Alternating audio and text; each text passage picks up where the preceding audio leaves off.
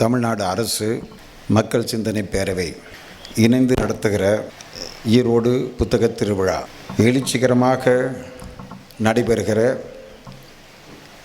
21ஆம் ஆண்டு ஈரோடு புத்தக திருவிழா 5வது நாளாக நடந்து கொண்டிருக்கிறது. இன்றைய நாள் அறிவியலுக்கென்று ஒதுக்கப்பட்ட ஒரு நாள். இந்த சிறப்புமிக்க நிகழ்ச்சிக்கு தலைமையேற்றிருக்கிற நந்தா கல்வி நிறுவனங்களுடைய தலைவர் மரியாதைக்குரிய வி சண்முகன் அவர்களே, இந்த அருமையான நிகழ்ச்சியிலே பங்கேற்று சிறந்ததொரு உரையை நிகழ்த்துவதற்காக நம்முடைய அன்பான அழைப்பை ஏற்று வருகை புரிந்திருக்கின்ற இந்திய பாதுகாப்புத் துறையின் மூத்த இராணுவ விஞ்ஞானி மரியாதைக்குரிய முனைவர் வி டில்லி பாபு அவர்களே, இந்த நிகழ்ச்சியில் அதிலும் குறிப்பாக ஜிடி நாயுடு விருது வழங்கும் நிகழ்ச்சியில் 40 வயதுக்கு உட்பட்ட இளம் அறிவியலாளர் ஒருவருக்கு ரூபாய் 1,00,000 ரொக்கத்தொகையுடன் பாராட்டு மடலையும் விருதையும் வழங்கும் இந்த அருமையான நிகழ்ச்சியிலே நம்முடைய விருது தேர்வு குழுவினரால் அரிதின்மையின்றி தேர்வு செய்யப்பட்டிருக்கிற விருதாளர் அன்பிற்சிறந்த இளம் பேராசிரியர் அமிர்த விஸ்வ வித்யாபீடம் நிகர்நிலை பல்கலைக்கழகம் கோயம்புத்தூர் பல்கலைக்கழகத்தினுடைய கணிதத்துறை உதவி பேராசிரியராக விளங்குகிற டாக்டர் போ பிரகாஷ் அவர்களே, இந்த அருமையான நிகழ்ச்சிக்கு மகுடம் வைத்தது போல பேரவையின் அன்பான அழைப்பை ஏற்று உவகையுடன் இசைவு தெரிவித்து இந்த மாலை நேர அறிவியலுக்கான நிகழ்ச்சியிலே சிறப்பு விருந்தினராக பங்கேற்று சிறப்பு பேருரை நிகழ்த்துவதற்காக வருகை புரிந்திருக்கின்ற நம் அனைவரின் பெரும் பாராட்டுதலுக்கும் வணக்கத்திற்கும் உரிய வேலூர் அந்த நகரத்திற்கு மட்டுமல்ல, அந்த பல்கலைக்கழகத்தால் அந்த நகரத்திற்கும், ஏன் தமிழ்நாட்டிற்கும், ஏன் இந்திய நாட்டிற்குமே பெருமை சேர்த்திருக்கின்ற மகத்தான ஆளுமையாக விளங்குகிற மரியாதைக்குரிய டாக்டர் விஸ்வநாதன் அவர்களே, இந்த நிகழ்ச்சியிலே பங்கேற்று இந்த நிகழ்ச்சிக்கு சிறப்பு சேர்ப்பதற்காக வந்திருக்கின்ற பெரியோர்களே, கல்லூரி முதல்வர் பெருமக்களே, பேராசிரியர்களே, சகோதர சகோதரிகளே, நண்பர்களே, அனைவருக்கும் முதற்கண் வணக்கத்தை தெரிவித்துக் கொள்கின்றேன். 27 ஆண்டுகளுக்கு முன்பு மக்கள் சிந்தனை பேரவை தொடங்கப்பட்டது. தொடங்கப்பட்ட போதே 2-3 முழக்கங்களை முன்வைத்தது. ஒன்று, இல்லந்தோறும் நூலகம், நூலகம் இல்லா ஊரில் குடியிருக்க வேண்டாம், நல்ல நூல்களே நல்ல நண்பர்கள் என்ற இந்த முப்பெரும் முழக்கத்தை தான் முதலில் முன்வைத்தது மக்கள் சிந்தனை பேரவை. இல்லந்தோறும் என்ற நூலகத்தை முன்வைத்து கடந்த 27 ஆண்டுகளாக அதை ஒரு பேர் இயக்கமாக நடத்தி வருகிறது. பேரவை தொடங்கி ஒரு 6-7 ஆண்டுகளுக்கு பிறகுதான் மக்கள் சிந்தனை பேரவையின் சார்பாக ஈரோடு புத்தக திருவிழா தொடங்கப்பட்டது. ஈரோடு புத்தக திருவிழா தொடங்குவதற்காக நடத்துவதற்காக தொடங்கப்பட்ட அமைப்பல்ல மக்கள் சிந்தனை பேரவை.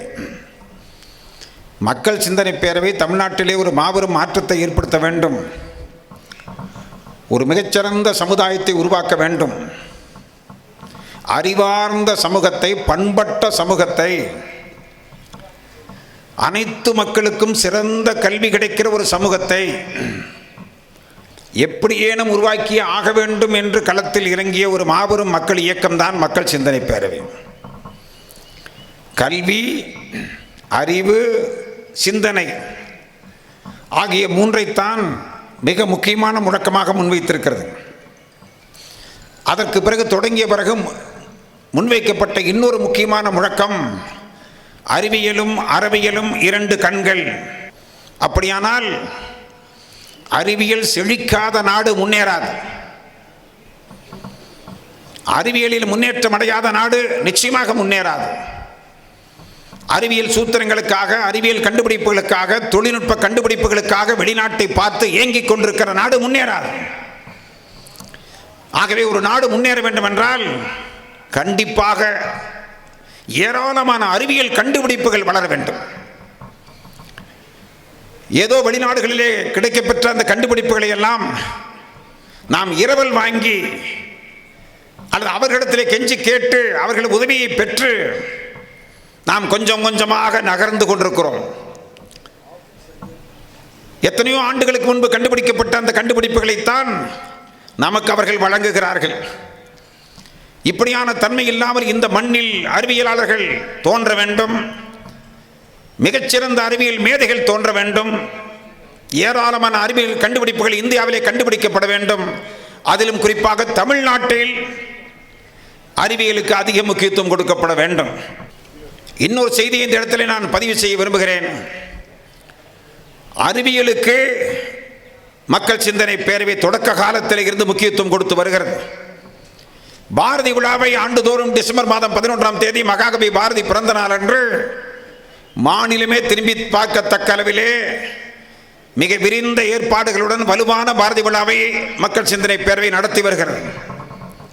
இந்த பாரதி விழா நடத்துவதற்கு எவ்வளவு முக்கியத்துவம் கொடுக்கிறோமோ அதே அளவுக்கு முக்கியத்துவத்தை ஒவ்வொரு பிப்ரவரி மாதம் 28ஆம் தேதியும் தேசிய அறிவியல் தினத்தை மக்கள் சிந்தனை பேரவை நடத்துகிறது. இந்த தமிழ் சார்ந்த விழாக்களை, இலக்கியம் சார்ந்த விழாக்களை நடத்துகிற அமைப்புகள் அறிவியல் சார்ந்த நிகழ்வுகளை நடத்துவதில்லை. அறிவியல் சார்ந்த நிகழ்வுகளை மட்டுமே நடத்தி கொண்டிருப்பவர்கள் இலக்கியம் சார்ந்த, சமூகவியல் சார்ந்த அந்த நிகழ்வுகளை, பயிற்சி முகாம்களை நடத்துவதில்லை. ஆனால் மக்கள் சிந்தனை பேரவை வெறும் தமிழை வளர்ப்பதற்காக மட்டுமல்ல, தமிழையும் வளர்க்க வேண்டும், தமிழர்களையும் வளர்க்க வேண்டும்.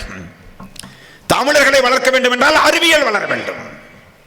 அறம் சார்ந்த அறிவியல், அழிவுக்கு வழிவகுக்கிற அறிவியலை அல்ல, மனித குலத்திற்கு ஆக்கம் தருகிற அறிவியல், மனித குலத்திற்கு ஊக்கம் தருகிற அறிவியல், மனிதர்கள் வாழ்க்கைக்கு பயன்படுகிற அறிவியல், அத்தகைய அறிவியலை வளர்க்க வேண்டும் என்றுதான் மக்கள் சிந்தனை பேரவை விரும்புகிறது. நான் இந்த இடத்தில் நம்முடைய சிறப்பு விருந்தினர் வருகை புரிந்திருக்கின்றார். எத்தனை ஆண்டுகளுக்கு முன்பு ஈரோடு புத்தக திருவிழாவில் நிறைவு நாள் நிகழ்ச்சியிலே அவர் பங்கேற்றார்.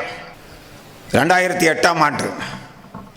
நம்முடைய மரியாதைக்குரிய சிறப்பு விருந்தினர் VIT பல்கலைக்கழகத்தினுடைய வேந்தர் அவர்கள் நம்முடைய மக்கள் சிந்தனை பேரவை நிகழ்ச்சியிலே ஒரு முறை நிறைவு நாள் பேருரை நிகழ்த்தி இருக்கிறார். அவர் முன்னிலையிலே ஒரு கருத்தை பதிவு செய்ய வேண்டும். இந்த நாளில் அறிவியலுக்கென்று ஒரு நாள் ஒதுக்கப்படுகிறது என்றால் அதுக்கு ஒரு தனி துணிச்சல் வேண்டும். ஏனென்றால் பட்டிமன்றத்திற்கென்று ஒரு நாள் ஒதுக்கப்பட்டால் மக்கள் பரவசம் அடைவார்கள். தவறில்லை, கண்டிப்பாக பட்டிமன்றங்கள் தேவை. குன்றக்குடி அடிகளார் தலைமையிலே, சாலமன் பாப்பையா அவர்கள் தலைமையிலே நடைபெற்ற பட்டிமன்றங்கள், எப்பேற்பட்ட அறிவார்ந்த பட்டிமன்றங்கள் எல்லாம் நடைபெற்றிருக்கின்றன. அது தேவையில்லை என்று சொல்ல முடியாது. அதேபோல் திரைப்பட நட்சத்திரங்களை யாரையாவது அழைத்திருந்தோம் என்றால் அது எப்படி இருக்கும் என்று நமக்கு தெரியும். ஆனால் வைராகியத்தோடு இருக்கிறது மக்கள் சிந்தனை பேரவை. நான் எண்ணி பார்க்கிறேன். ஏனென்றால் வந்திருப்பவர் சாதாரணமான ஆள் அல்ல, சாதாரணமான ஆளுமை அல்ல. இன்று இந்திய துணைக்கண்டத்திலேயே கல்விக்கு முன்னுதாரணமாக இருக்கின்ற, அதிலும் உயர் கல்விக்கு ஒரு உதாரணமாக இருக்கக்கூடிய மாபெரும் ஆளுமை தான் இன்றைய சிறப்பு விருந்தினர். வேலூரில் இருக்கிற இந்த VIT பல்கலைக்கழகத்தில் அந்த வளாகத்தில் மட்டும் 44,000 பேர் படிக்கிறார்கள். ஒரு வளாகத்தில் 44,000 பேர் படிக்கிறார்கள் என்றால் சென்னையில், போபாலில், இன்னும் 4-5 மையங்களில் மொத்தம் இவரால் படித்துக் கொண்டிருக்கிற, உயர்கல்வி படித்துக் கொண்டிருக்கிற, அதுவும் தரமான உயர்கல்வி படித்துக் கொண்டிருக்கிற, உயர்கல்வி என்றால் எல்லா கல்வியும் உயர்கல்வி ஆகிவிடாது. உயர்கல்வி நிலையங்கள் அனைத்தும் உயர்கல்வி நிலையங்கள் அல்ல. நான் இந்த கருத்தை பதிவு செய்கின்றேன். பட்ட வகுப்பு படிக்க வைத்து விட்டால், மேற்பட்ட பட்ட படிப்பு படிக்க வைத்து விட்டால் அந்த பட்ட வகுப்பையும் மேற்பட்ட வகுப்பையும் தரமான ஆசிரியர்களை கொண்டு, மிக தரமான ஆசிரியர்களை கொண்டு மிக தரமான கல்வி கொடுக்க வேண்டும். அதுதான் கல்வி. கல்லூரிகள் எல்லாம் பட்டத்தை வாரி வழங்குகிற பட்டறைகள் அல்ல. கல்லூரிகள் பட்டங்களை வாரி வழங்குகிற பட்டறைகள் அல்ல.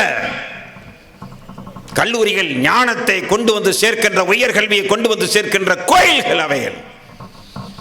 ஆகவே அத்தகைய உயர்கல்வியை, மிகச்சிறந்த உயர்கல்வியை, நாடே வியந்து போற்றுகிற, பாராட்டுகிற உயர்கல்வியை வழங்கி கொண்டிருப்பவர் மரியாதைக்குரிய நம்முடைய சிறப்பு விருந்தினர்.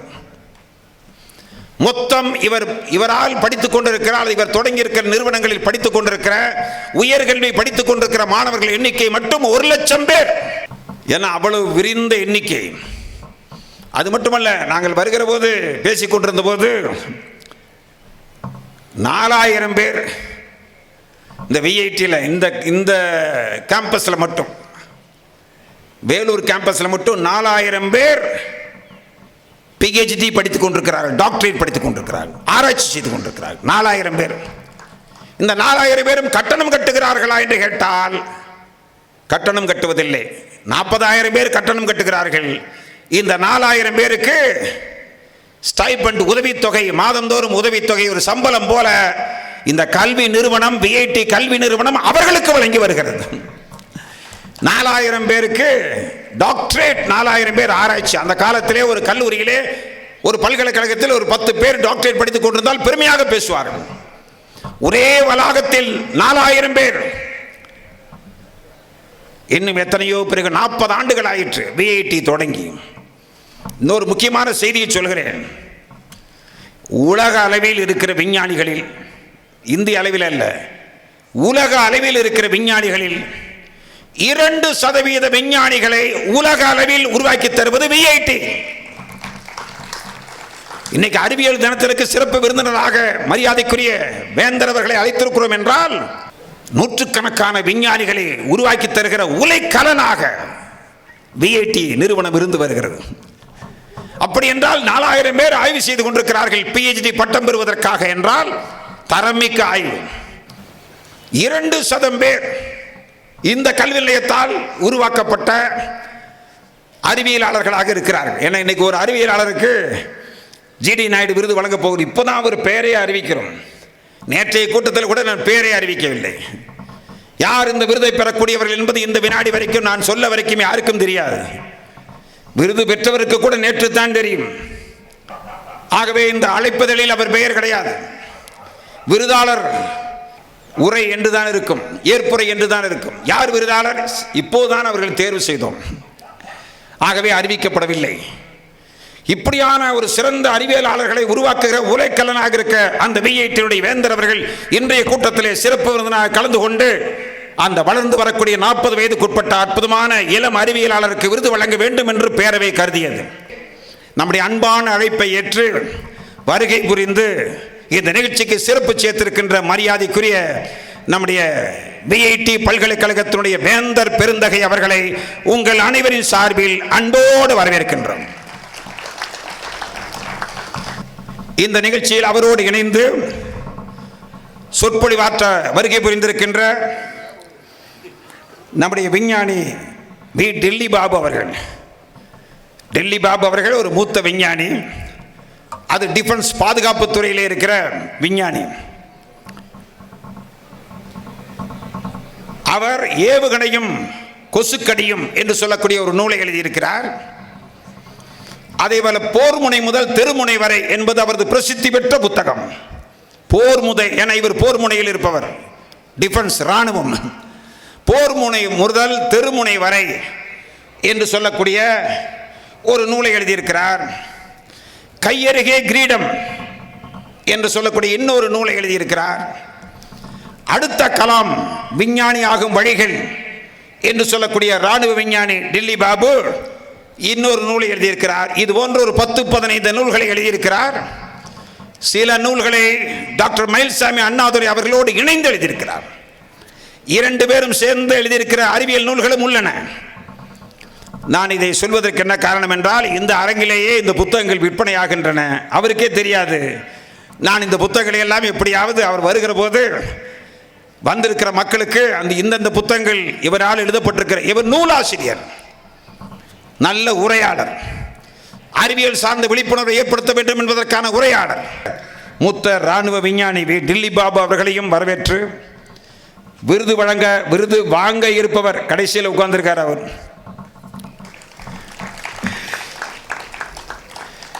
இந்த மேடையிலே இந்த விருது அந்த தேர்வு செய்கிற முறை இருக்கிறதே, அது மிக மிக தீவிரமான முறை. நீங்கள் ஆளை பார்த்து ஏமாந்து விடாதீர்கள். அவரும் நம்மை போல் ஒரு கிராமத்திலே பிறந்தவர் தான். இப்போதுதான் வருகிற போது கேட்டேன், எங்கு பிறந்தீர்கள் என்றால் கோபிச்செட்டிப்பாளையம் நம்பியூருக்கு பக்கத்தில் ஒரு கிராமத்தை சொல்கிறார்.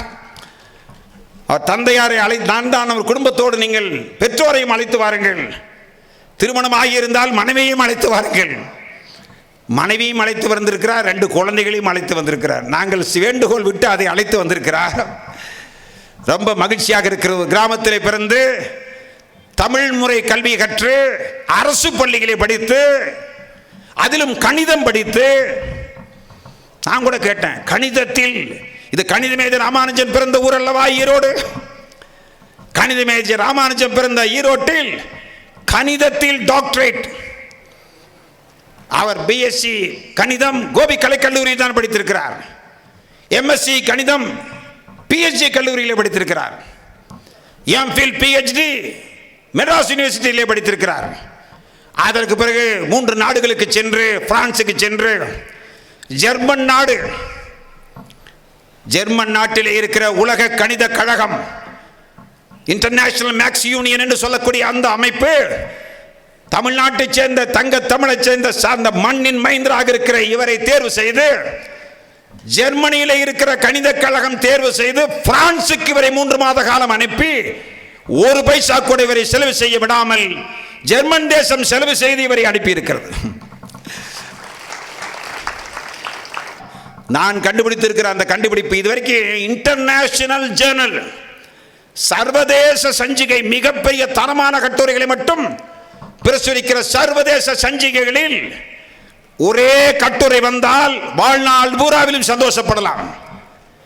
நம்முடைய தம்பி சி பிரகாஷுடைய 25 கட்டுரைகள் வெளியாகி இருக்கின்றன, ஆராய்ச்சி கட்டுரைகள், 25 ஆராய்ச்சி கட்டுரைகள் இன்டர்நேஷனல் ரெப்யூட்டட் ஜேர்னல்ல. எனக்கு தெரியாது அவர் கோபி பக்கம் இருந்தவர். இப்போ வந்தபோது தான் தெரிஞ்சுட்டேன். இவர் ஆளை பார்த்ததும் இல்லை, அவர் பேரை கேள்விப்பட்டதும் இல்லை. அமிர்தானந்தா கல்லூரியிலே பேராசிரியர், நிகர்நிலை பல்கலைக்கழகத்தில் இப்போது துணை பேராசிரியராக விளங்குகிறார். அவர்தான். இவர் என்ன சொல்கிறார் என்றால், இந்த கண்டுபிடிப்பு என்ன என்றால் 2 வரியிலே சொல்கிறேன் எனக்கு தெரிந்ததை. இவர் கண்டுபிடிப்பு கணித கண்டுபிடிப்பிலே அந்த டிஃபரன்ஷியல் கால்குலஸ் என்றெல்லாம் சொல்கிறார்களே, அந்த கணித கண்டுபிடிப்பினால் என்ன பயன் என்றால், ஒரு கொரோனா வந்தாலும் ஒரு கேன்சராக இருந்தாலும் அது பற்றியான புள்ளி விவரங்களை எல்லாம் தேர்வு செய்து அந்த டேட்டாஸை அடிப்படையாக வைத்து, புள்ளி விவரங்களை கணக்கை அடிப்படையாக வைத்து, எத்தனை நாட்களுக்கு இந்த கொரோனா நீடிக்கும், இந்த கொரோனா அதிகரிக்குமா குறையுமா, நின்று போகுமா இல்லாமல் ஆகுமா என்பதைத்தான் இவர் கண்டுபிடித்திருக்கிறாராம். அதை வெளிச்சொல்லு அரசாங்கத்திற்கே சொல்லுகிற அந்த ஆய்வைத்தான் கண்டுபிடித்திருக்கிறேன், அந்த ஆய்வுக்காகத்தான் எனக்கு விருது வழங்கி இருக்கிறார்கள் என்று அவர் சொன்னால், எனக்கு புரிந்ததை நான் உங்களுக்கு சொல்லியிருக்கிறேன் என்று சொல்லி பாராட்டத்தக்க விருதாளர். நம் மண்ணில் இப்போ அறிவியலாளர்கள் உருவாகிறார்கள், இளம் அறிவியலாளர்கள் உருவாகிறார்கள் என்ற ஆனந்தம் மக்கள் சிந்தனை பேரவைக்கு இதோ வந்திருக்கிறார்களே கல்லூரி மாணவர்கள் சிலர். அவர்களில் சிலர் இங்கு இந்த வளாகத்திலிருந்து வெளியே செல்கிற போது நாமும் இவரை போல அறிவியல் துறையிலே சிறந்து விளங்க வேண்டும் என்ற ஒரு உறுதி எடுத்து செல்லத்தக்க அளவிலே இந்த நிகழ்வு அமைய வேண்டும் என்று கருதி உங்கள் அனைவரையும் நெஞ்சார் மீண்டும் ஒருமுறை வரவேற்று, ஊடகவியல் நண்பர்களையும் வரவேற்று, அனைவரையும் வரவேற்று இந்த அளவோடு அறிமுக உரையை நிறைவு செய்கின்றேன். நன்றி, வணக்கம்.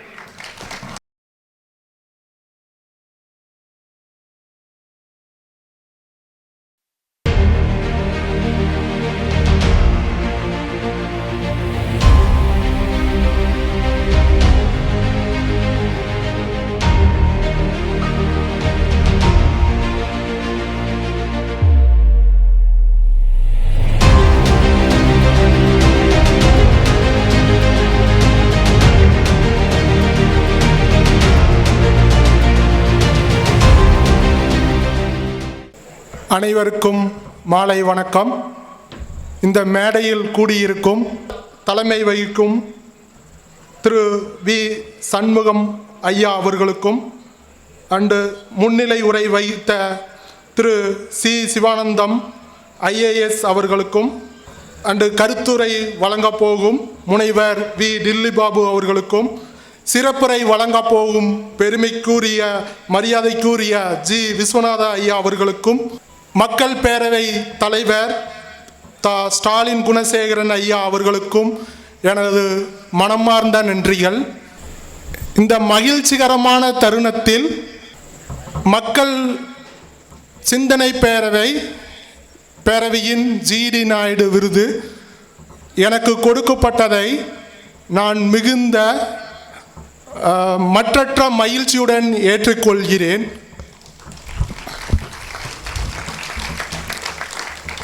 இந்நிகழ்ச்சியில் கூடியிருக்கும் பெரியோர்கள், பெற்றோர்கள், மாணவர்களுக்கு எனது முதற்கண் வணக்கங்கள்.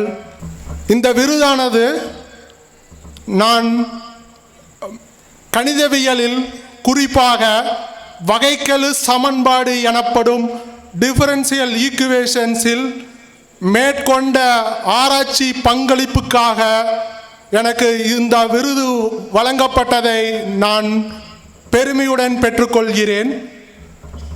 இன்னும் குறிப்பாக சொல்லப்போனால் வகைக்கெழு பின்ன சமன்பாடுகளுக்கு தீர்வுகளை பெறுவது எவ்வாறு என்பதான ஆராய்ச்சியின் வெளியீடுகளுக்காக இந்த விருது வழங்கப்பட்டுள்ளது. இந்த வகைக்கெழு சமன்பாடுகள் எளிதாக தீர்க்கக்கூடியவையாக அல்ல. வகைக்கெழுவை 300 ஆண்டுகள், தட் இஸ் வகைக்கெழு means here fractional derivatives. We know, நம்மளுக்கு எல்லாத்துக்கும் தெரியும் இந்த டிஃபரன்ஷியல் ஈக்குவேஷன். இங்கே யார் யார் மாணவர்கள் இருக்கிறீங்களோ, ஆனால் இந்த ஃப்ராக்ஷனல் டெரிவேட்டிவ்ஸ் 300 ஆண்டுகளுக்கு முன்பு நியூட்டன், லெபினஸ் விவாதித்தனர். அதன் பிறகு இதன் பயன்பாடுகளின் காரணமாக அறிவியலிலும் பொறியியலிலும் பல்வேறு நாடுகளில், பல்வேறு பல்கலைக்கழகங்களில், பல்வேறு துறைகளில் இந்த வகைக்கெழு சமன்பாடுகளை ஆராய்ச்சியாளர்கள் ஆராய்ந்து வருகின்றனர். இந்த வகைக்கெழு சமன்பாடுகளுக்கு தீர்வுகளை பெறுவது என்பது எளிதல்ல. ஏனென்றால் வகைக்கெழு சமன்பாடுகள் Leibniz rule, chain rule, semi group property and commutative ப்ராப்பர்ட்டியை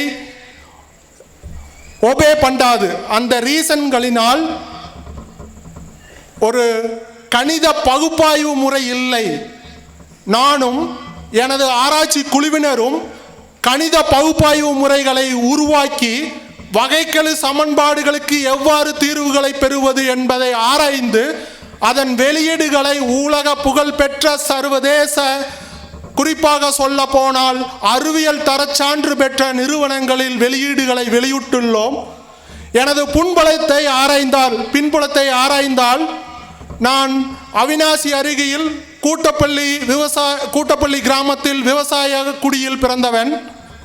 நான் எனது ஆரம்பகால தொடக்க கல்வி, உயர்நிலை கல்வி, மேல்நிலை கல்வி, பள்ளி கல்விகளை நான் எனது கிராமத்தில் அருகில் உள்ள அரசு பள்ளிகளில் முடித்தேன். அதன் பிறகு கோபியில் உள்ள கோபி கலை அறிவியல் கல்லூரியில் இளங்கலை அறிவியல் பட்டத்தையும், கோயம்புத்தூரில் உள்ள PhD கலை அறிவியல் கல்லூரியில் முதுகலை பட்டத்தையும் பெற்றேன். அதன் பிறகு முதுகலை ஆராய்ச்சி பட்டத்தையும் சென்னை பல்கலைக்கழகத்தில் Ramanujan institute for advanced study in மேத்தமெட்டிக்ஸில் 2018 முடித்தேன். அதன் பிறகு தேசிய மற்றும் மாநில அளவில் நடைபெற்ற ஆசிரியர் தேர்வில் தேர்ச்சி பெற்றுள்ளேன். அனைத்து காம்படிட்டிவ் எக்ஸாம்ஸிலும் நான் தேர்வாகியுள்ளேன் என்பதை சொல்வதில் நான் இங்கு பெருமையுடன் கருதுகிறேன். ஏனென்றால் ஒரு காலத்தில் நான் கல்லூரி காலங்களில் இது போன்ற புத்தக திருவிழாக்களில் தன்னம்பிக்கை நூல்களை தேடி தன்னம்பிக்கை மற்றும் கடின உழைப்புகளை எவ்வாறு பெறுவது என்பதை கற்றுக்கொண்டேன். புத்தக வாசிப்பதின் மூலம் நானே தன்னை உருவாக்கி கொண்டேன், அதர்வைஸ் நான் என்ன சொல்லலான்னு செதுக்கி கொண்டேன். ஸோ இங்கே மாணவர்கள் நிறைய பேர் இருக்கிறீங்க. நான் என்ன சொல்ல விரும்புகிறேன்னா, பர்டிகுலராக நான் ஒரு பேராசிரியராக உங்களிடத்தில் நான் ஒரு சொல்ல விரும்புகிறேன். மாணவர்களாகிய நீங்கள் மொபைலில் இன்ஸ்டாகிராம், ஃபேஸ்புக், வாட்ஸ்அப்பை பயன்படுத்துவதை தவிர்த்துவிட்டு புத்தகங்களை படிப்பதை, புத்தகங்கள் வாசிப்பதை நீங்கள் கண்டிப்பாக புத்தகங்களை வாசிக்க வேண்டும். புத்தகங்கள் உங்களை திறமை உள்ளவனாகவும் உங்களை சாதனையாளனாகவும் உங்களை தன்னம்பிக்கை உள்ளவனாகவும் மாற்றும். ஏனென்றால் இதே புக் ஃபெஸ்டிவலில் தன்னம்பிக்கை நூல்களை நான் படிக்கும் காலங்களில் தேடி அலைந்தது உண்டு. அந்த தன்னம்பிக்கை நூல்களை படித்து நான் தன்னம்பிக்கையும் கடின உழைப்பையும் போட்டதன் காரணமாக நான் இன்று உங்கள் முன் நின்று விருது வாங்கினேன். நீங்களும் எதிர்காலத்தில் இது போன்ற விருதுகளை வாங்க இந்த புத்தகங்கள் உங்களுக்கு வழிவகுக்கும். இந்த புத்தகங்கள் என் வாழ்க்கையை மாற்றி ஆராய்ச்சி பணியை மேம்படுத்தியது. இங்கு நான் இன்னும் ஒரு சில தன்னம்பிக்கை வரிகளை நினைவு கூற விரும்புகிறேன். மேதகு அப்துல் கலாம் ஐயாவின் தன்னம்பிக்கை வரிகள்: confidence and hard work are the best medicine to kill the disease called failure. It will make you a successful person. by great leader ABJ Abdul Kalam. அதாவது தமிழில் சொல்ல போனால், தோல்வி என்ற கொடிய நோயை கொல்லக்கூடிய மருந்து தன்னம்பிக்கை மற்றும் கடின உழைப்பு. அண்டு இன்னொரு தன்னம்பிக்கை வரிகளையும் நினைவு கூற விரும்புகிறேன். அப்துல் கலாம் ஐயா சொன்ன தன்னம்பிக்கை வரிகள்: birth can be event but death must be a history. உங்களது பிறப்பு ஒரு நிகழ்வாக இருக்கலாம், ஆனால் இறப்பு ஒரு சரித்திரமாக இருக்க வேண்டும். By the great leader APJ Abdul Kalam. நீங்கள் எல்லாம் தாமஸ் ஆல்வா எடிசனை பற்றி கேள்விப்பட்டிருப்பீர்கள் என்று நினைக்கிறேன். தாமஸ் ஆல்வா எடிசன் தன் வாழ்நாள் ஆராய்ச்சியில் 99% தோல்வியை அடைந்தவர். ஆனால் அவருடைய தன்னம்பிக்கை வரிகளை இங்கு நினைவு கூற விரும்புகிறேன். I am not failed. I have found 10,000 ways that won't work. So அவரின் அழகான தன்னம்பிக்கை வரிகளை பாருங்கள். நான் தோல்வி அடையவில்லை, 10,000 முறை இது வேலை செய்யாது என்று கண்டுபிடித்தேன் என்று சொன்னார். ஸோ இந்த புத்தகங்கள் மட்டுமே உங்களுடைய வாழ்க்கையில் தன்னம்பிக்கை மற்றும் கடின உழைப்பை உருவாக்கும், கண்டிப்பாக உருவாக்கும். ஸோ புத்தகங்களை மாணவர்கள் வாசிக்க வேண்டும், கண்டிப்பாக வாசிக்க வேண்டும். சொல்லப்போனால் புத்தகங்களை விட ஒரு உலகில் சிறந்த நண்பன் வேறு எதுவும் இல்லை. புத்தகங்களை வாசித்தால் தன்னம்பிக்கையுடன் நீங்கள் நினைத்ததை அடைய முடியும். ஏனென்றால் நான் ஒரு சாதாரண விவசாய புன்புலத்திலிருந்து வந்தவன். நான் எனது ஆராய்ச்சி பற்றி நான் சொல்லவில்லை, நான் சொல்கிறேன். எனது வெளியீடுகள் உலக புகழ்பெற்ற இதழ்களில், இன்னும் குறிப்பாக சொல்ல போனால் science citation indexed journal, that is என்ன சொல்லலாம்னா உலக புகழ்பெற்ற அறிவியல் தரச்சான்று பெற்ற நிறுவனத்தில் அனைத்து வெளியீடுகளும் வந்துள்ளது. மேலும் எனது ஆராய்ச்சி முடிவுகளும் தீர்வுகளும் நான் பல்வேறு கண்ட்ரிகளில் குறிப்பாக சொல்ல போனால் பிரான்ஸ், பிரேசில், ஜெர்மனி நாடுகளில் என்னுடைய கருத்தரங்கில் என்னுடைய முடிவுகளை விவாதித்தனர். அவர்கள் நான் கூட்டு ஆராய்ச்சி பணியை பிரேசில், ஜெர்மனி அண்டு பிரான்ஸ் பல்கலைக்கழகங்களில் நான் கூட்டு ஆராய்ச்சி பணிகளை செய்து கொண்டிருக்கிறேன். இதற்கு சர்வதேச கணித ஒன்றியம் Germany and Siemens and foundation USA நிதியுதவின் கீழ் இந்த கூட்டு ஆராய்ச்சி பணியை நான் நடத்தினேன். இன்னும் கூடுதலாக சொல்ல போனால் எனது மேற்பார்வையின் கீழ் ஆராய்ச்சி பணியை மேற்கொண்ட மாணவிக்கு ஜெர்மனி சர்வதேச கணித ஒன்றியம் உதவித்தொகையாக மாதம் 60,000 ரூபாய் வீதம் 3 ஆண்டுகளுக்கு வழங்கப்பட்டது. அண்டு இந்திய கணித ஒன்றியம் எனது வெளியீடுகளை பாராட்டி எனக்கு AM மத்தாய் ரிசர்ச் விருது வழங்கியும் சென்னையில் உள்ள அறிவியல் கழகம் எனக்கு யங் சயின்டிஸ்ட் அவார்டு இளம் விஞ்ஞானி விருது கொடுத்தும் கௌரவித்தது என்பதை உங்கள் முன்னால் சொல்ல விரும்புகிறேன். இதற்கு காரணம் இது போன்ற புத்தக திருவிழாக்கள் தான். நான் பர்டிகுலராக இந்த மெரிவின் எழுதிய புத்தகம், எனக்கு பிடித்த ஆசிரியர் மெரிவின் பல்வேறு தன்னம்பிக்கை நூல்களில் எழுதியுள்ளார். அதில் முக்கியமாக சொல்ல போனால் உயர்வு உன்னிடமே, இந்த உயர்வு உன்னிடமே புத்தகத்தை நான் 200 to 300 டைம் முழுமையாக படித்திருப்பேன். ஆசிரியர் மெரிவின் எழுதுகிறார், தன்னம்பிக்கையும் கடின உழைப்பும் இல்லாத மனிதன் நடைபெணத்திற்கு சமம் என்று. ஆகவே தன்னம்பிக்கை நூல்களை படியுங்கள். கண்டிப்பாக உங்களுக்கு தன்னம்பிக்கையும் வெற்றியும் தன்னம்பிக்கையும் கடின உழைப்பும் வரும். உங்கள் கைகளில் வெற்றி தவழும். புத்தகங்களை வாசிப்போம், வாழ்வில் உயர்வோம், வாழ்வில் வளம் பெறுவோம். இந்த நிகழ்ச்சி ஏற்பாட்டாளர்களுக்கு, குறிப்பாக மக்கள் சிந்தனை பேரவையின் தலைவர் திரு ஸ்டாலின் குணசேகரன் ஐயா மற்றும் முஸ்தபா தமிழ் அறக்கட்டளை சிங்கப்பூர் திரு AM முகமது முஸ்தபா அவர்களுக்கும் இறுதியாக நன்றியை தெரிவித்து இங்கு அமர விரும்புகிறேன். நன்றி நன்றி.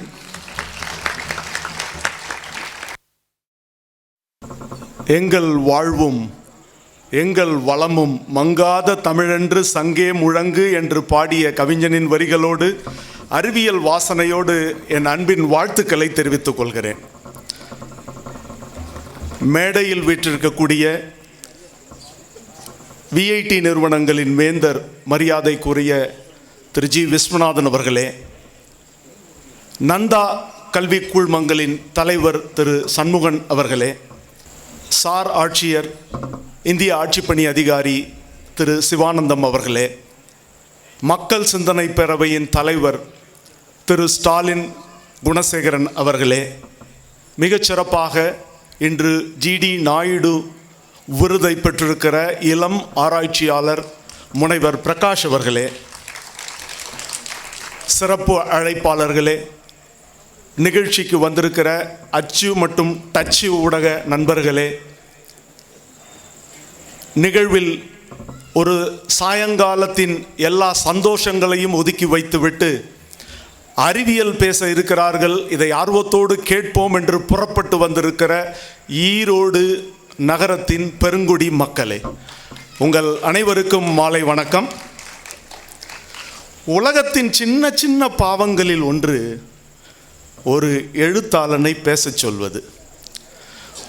உலகத்தின் பெரிய பெரிய பாவங்களில் ஒன்று ஒரு விஞ்ஞானியை பேசச் சொல்வது. ஆராய்ச்சி கூடத்தில் உட்காந்து நாங்கள் ஆராய்ச்சி பண்ணணுமா இல்லையா? நீங்கள் என்ன பண்ணீங்க? நீங்கள் உங்கள் கூட கூட்டு சேர்ந்து கூப்பிட்டவர் டாக்டர் மயில்சாமி அண்ணாதுரை அவர்கள். 2 பேரும் தம்பி நீங்கள் போயிடுங்க, போய் ஈரோட்டு மக்களை நீங்கள் சந்திக்க வேண்டும்.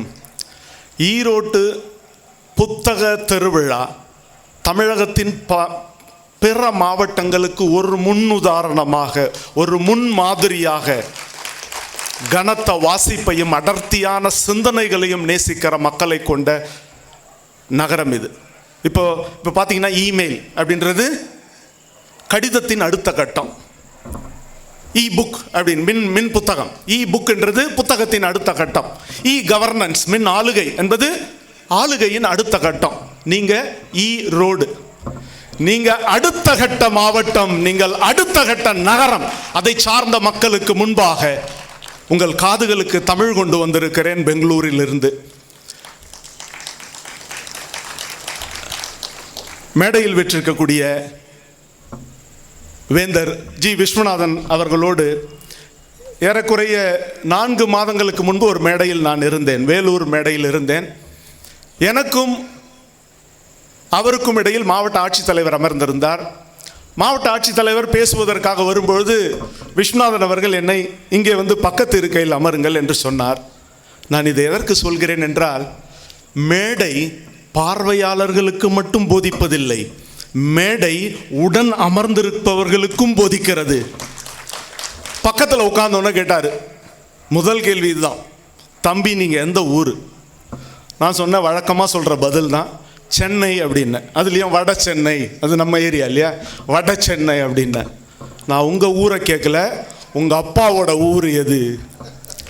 அப்பாவோட ஊர் திருவள்ளூர் பக்கத்தில் திருப்பாச்சூர் கிராமம் அப்படின்னேன். தம்பி உன் ஊருன்னு யாராவது கேட்டால் சென்னையை நீ சொல்லக்கூடாது, உனக்கு அடையாளம் உங்கள் அப்பாவோட ஊர். அந்த கூட்டத்தில் நான் பேச கூப்பிட்டுருந்தாங்க, ஆனால் நிறைய கற்றுக்கொண்டேன் மேடையிலே. இப்படிப்பட்ட ஆளுமைகள் நிறைந்த மேடைகளில் ஒரு அறிவியல் ஆராய்ச்சியாளனாக நிறைய பேர் கேட்பாங்க, ஏன் சார் இரும்படிக்கிற இடத்துல ஈக்கு என்ன வேலை?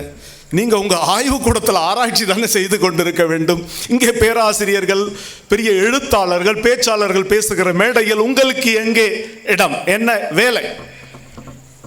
இப்போ ஈரோடு புத்தக திருவிழாவில்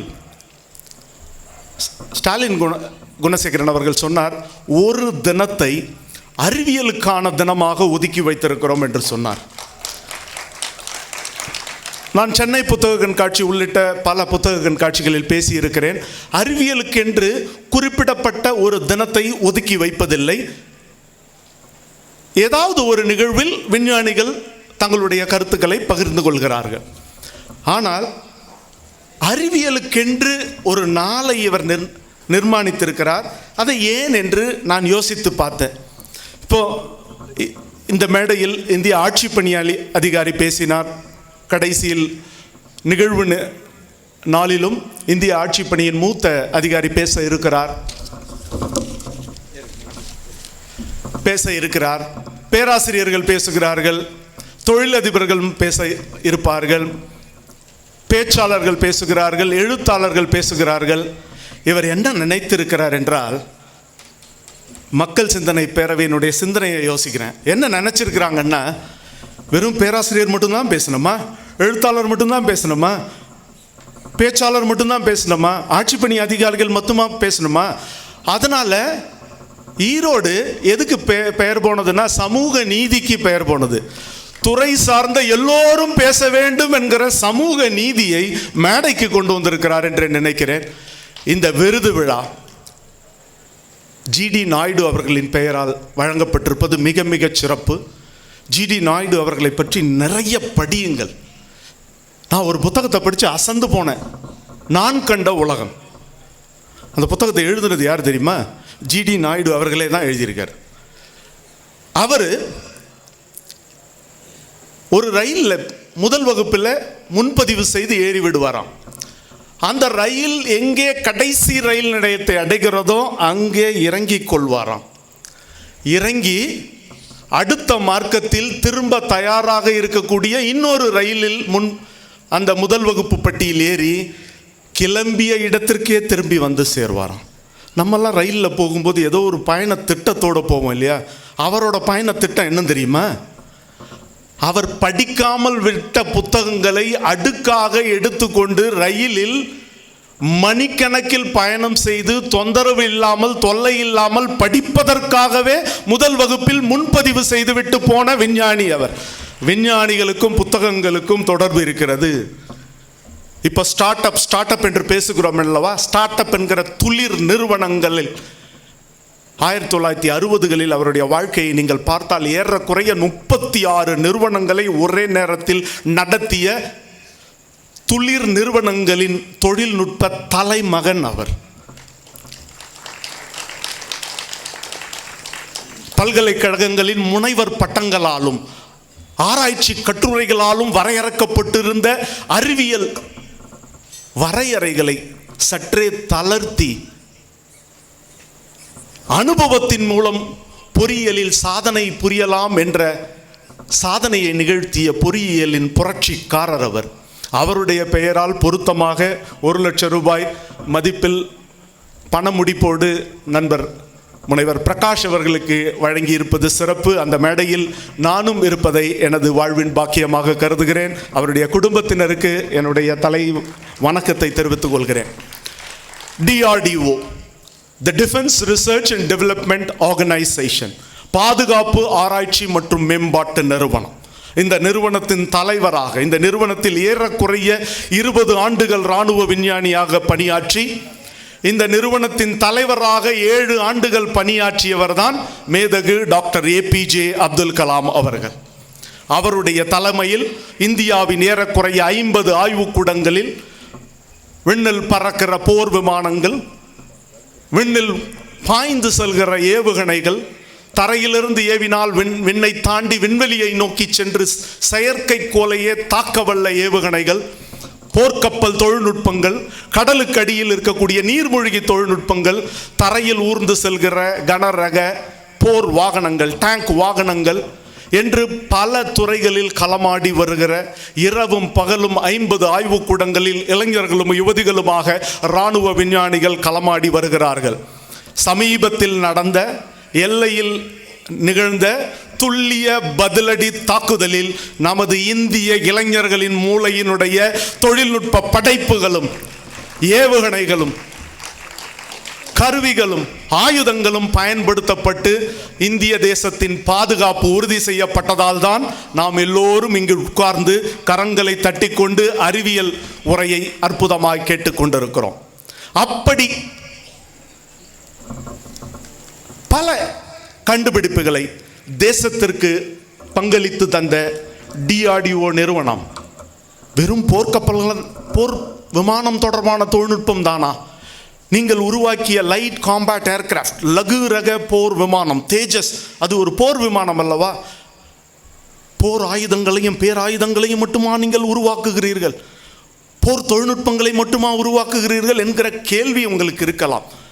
பாதுகாப்பு ஆராய்ச்சி நிறுவனம் எனப்படும் போது எங்களுக்கு தரப்பட்ட பனி மலைகளிலும் ஆழ்கடல்களிலும் காடு மலைகளிலும் இரவு பகல் பாராமல் ஆயுதம் ஏந்தி தேசம் காக்கும் நேசப்பணியில் ஈடுபட்டு கொண்டிருக்கிற நம்ம இளைஞர்களுக்கும் யுவதிகளுக்குமான புதிய கண்டுபிடிப்புகளை, அவர்களுடைய வாழ்க்கையை எளிதாக்கக்கூடிய புதிய படைப்புகளை படைத்தளிக்க வேண்டியதுதான் ஒரு இராணுவ விஞ்ஞானியின் கடமை.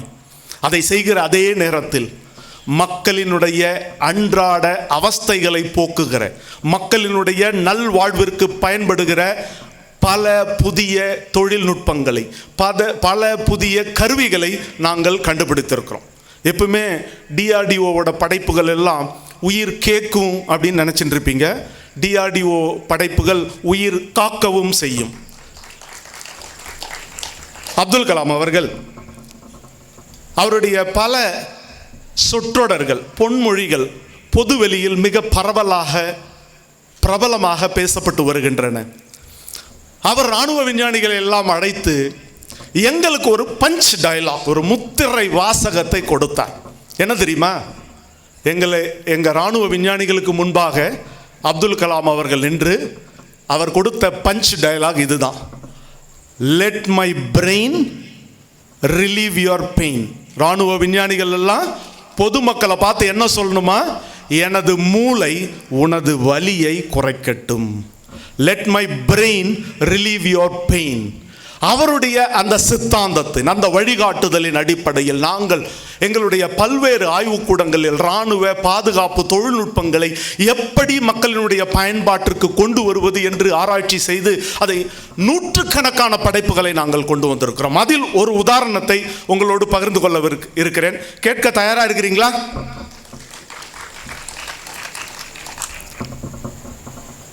இந்தியா உலக அளவில் பார்த்தால் போர் விமான என்ஜினை வடிவமைக்கக்கூடிய நாடுகள் உலக அளவில் 4 நாடுகளிடம்தான் அந்த தொழில்நுட்பம் இருக்கிறது. இன்னும் சில ஆண்டுகளில் நமது பாரத தேசம் உலகத்தின் 5வது நாடாக போர் விமான என்ஜின் தொழில்நுட்பத்தை கைவரப்பட்ட தேசமாக உலக அரங்கின் ஒரு உயரமான நாற்காலியில் உட்காரப் போகிறது. அந்த ஆராய்ச்சியில் வெகு சில குறிப்பிட்ட எண்ணிக்கையிலான விஞ்ஞானிகள் இரவு பகலாக களமாடி வருகிறார்கள்.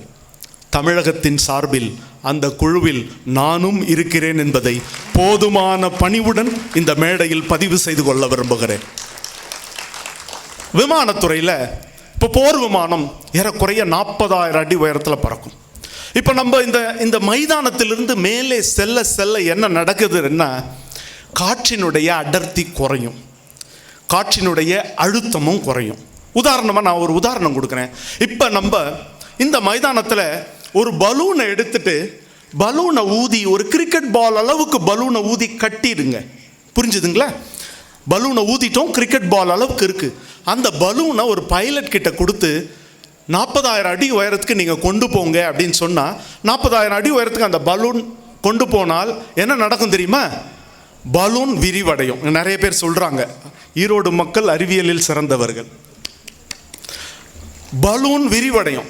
இப்போ இங்கே இருக்கிற அழுத்தத்தை விட ஏறக்குறைய 40,000 அடி உயரத்தில் அழுத்தம் காற்று அழுத்தம் 5 மடங்கு குறைவு. நம்ம மேலெல்லாம் அழுத்தம், நம்ம காற்று அழுத்தி கொண்டே இருக்கிறது. குழந்தையிலேருந்தே, நம்ம பிறந்து வளர்ந்ததுலேருந்தே இந்த அழுத்தம் இருப்பதனால் நாம் அதை அழுத்தமாக உணர்வதில்லை. இந்த பலூன், கிரிக்கெட் பால் அளவுக்கு இருக்கக்கூடிய பலூன் இந்த மைதானத்திலிருந்து மேலே செல்ல செல்ல விரிவடைய ஆரம்பிக்கும். ஏறக்குறைய 40,000 அடி உயரத்தில் இந்த பலூன் ஒரு ஃபுட்பால் அளவுக்கு, ஒரு கால்பந்து அளவுக்கு அகலமாக இருக்கும், பெருசாக இருக்கும், விரிவடைந்திருக்கும். இப்போ இந்த கிரிக்கெட் பால் அளவுக்கு இருக்கக்கூடிய பலூன்லேருந்து ஒருத்தர் சுவாசிக்கிறார்னு வச்சுக்கோங்க. ஒரே சுவாசத்தை அந்த கிரிக்கெட் பால் அளவுக்கு இருக்கக்கூடிய அந்த காற்றை அவருடைய நுரையீரலுக்குள் சுவாசித்து விடுவார். சரியா? அப்போ அந்த கிரிக்கெட் பால் அளவுக்கு அந்த காற்றில் இருந்த ஆக்சிஜன் அவருடைய நுரையீரலுக்கு சென்று விட்டது. சரியா?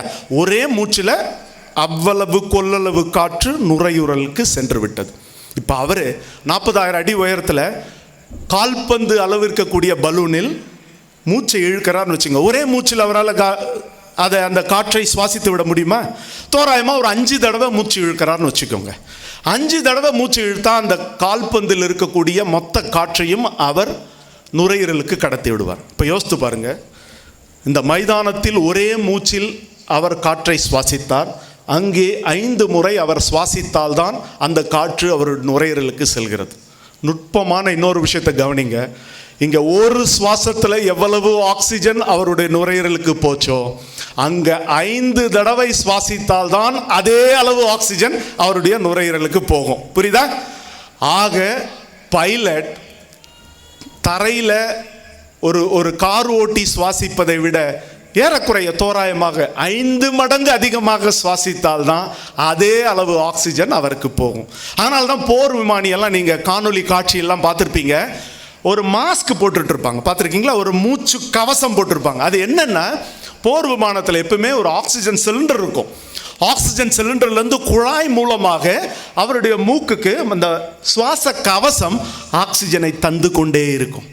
ஆக போர் விமானி ஆக்சிஜனை சுவாசித்தபடியே தான் போர் விமானம் செலுத்துவார், எதிரிகளை கண்காணிப்பார், ஏவுகணைகளை செலுத்தி எதிரியின் இலக்குகளை தாக்குவார். இதில் சில சிக்கல்கள் உண்டு. என்ன சிக்கல்கள் அப்படின்னா, அவர் பறக்கிற நேரம் அந்த சிலிண்டரில் எவ்வளவு ஆக்சிஜன் இருக்கிறதோ அதுதான் அவருடைய பறக்கும் நீளத்தை தீர்மானிக்கிறது. சிலிண்டரில் காற்று குறைய குறைய அவருடைய பறக்கும் நேரம் குறைய வேண்டும். பறக்கிறது எல்லாம் லகுவாக இருக்கணும்னு நினைக்கணும் இல்லையா? ஒரு மயிலிறகு பறக்கிறது போட்ட ஒரு காகிதம் பறக்கிறது, லகுவாக இருப்பது பறக்க வேண்டும். அப்போ விமானம் லகுவாக நாம் வடிவமைக்க வேண்டும். அதனால தான் நாம் தயாரித்த லைட் காம்பேட் ஏர்கிராஃப்ட் அது ஒரு பிளாஸ்டிக் பறவை. 40% இழை வலுவேற்றிய பிளாஸ்டிக்கால் செய்யப்பட்டது தான் லைட் காம்பேட் ஏர்கிராஃப்ட். ஆக லகுவாக இருக்க வேண்டியது, பறக்க வேண்டியதெல்லாம் லகுவாக இருக்க வேண்டும் என்ற பட்சத்தில் ஒரு ஆக்சிஜன் சிலிண்டரை நாம் அதில் ஏற்ற வேண்டுமே, அந்த எடை. ஆக அப்போ பறக்கும் தூரத்தை நீட்டிக்க வேண்டும் என்றால் நம்ம வீட்டில் இருக்கிற அதே டெக்னிக், சமையல் அறையில் சிலிண்டர் காலி ஆயிட்டா இன்னொரு சிலிண்டர். ஆக அப்போது விமானம் தொடர்ந்து பறக்க வேண்டும் என்றால் எத்தனை சிலிண்டர்களை, எத்தனை ஆக்சிஜன் உருளைகளை நீங்கள் சுமக்க வேண்டும். ஒரு ஆக்சிஜன் உருளையின் எடை ஒரு குறிப்பிட்ட அளவு, அந்த எடை குறைந்தால் அதைவிட அதற்கு சமமான எரிபொருளை கொண்டு செல்லலாம். அந்த எரிபொருள் இருந்தால் விமானம் இன்னும் கொஞ்சம் தூரமாக பறக்கும். அந்த எரிபொருளுக்கு சமமான ஒரு ஆயுதத்தை சுமந்து சென்றால் எதிரியை இன்னும் துல்லியமாக தாக்கிவிட்டு திரும்பலாம். இந்த நேரத்தில் இப்படிப்பட்ட சவால் நமது இராணுவ விஞ்ஞானிகளுக்கு முன்பாக நின்றது. என்ன செய்ய போகிறோம்? எப்படி இந்த பொறியியல் பிரச்சனைக்கான தீர்வை முன்வைக்க போகிறோம்? நாங்கள் ஒன்றும் பண்ணலை. ஸ்கூலில் நமக்கு டீச்சர் சொல்லி கொடுத்துருக்குறாங்க இல்லையா, வளிமண்டல காற்றில் 21% ஆக்சிஜன் இருக்கிறது.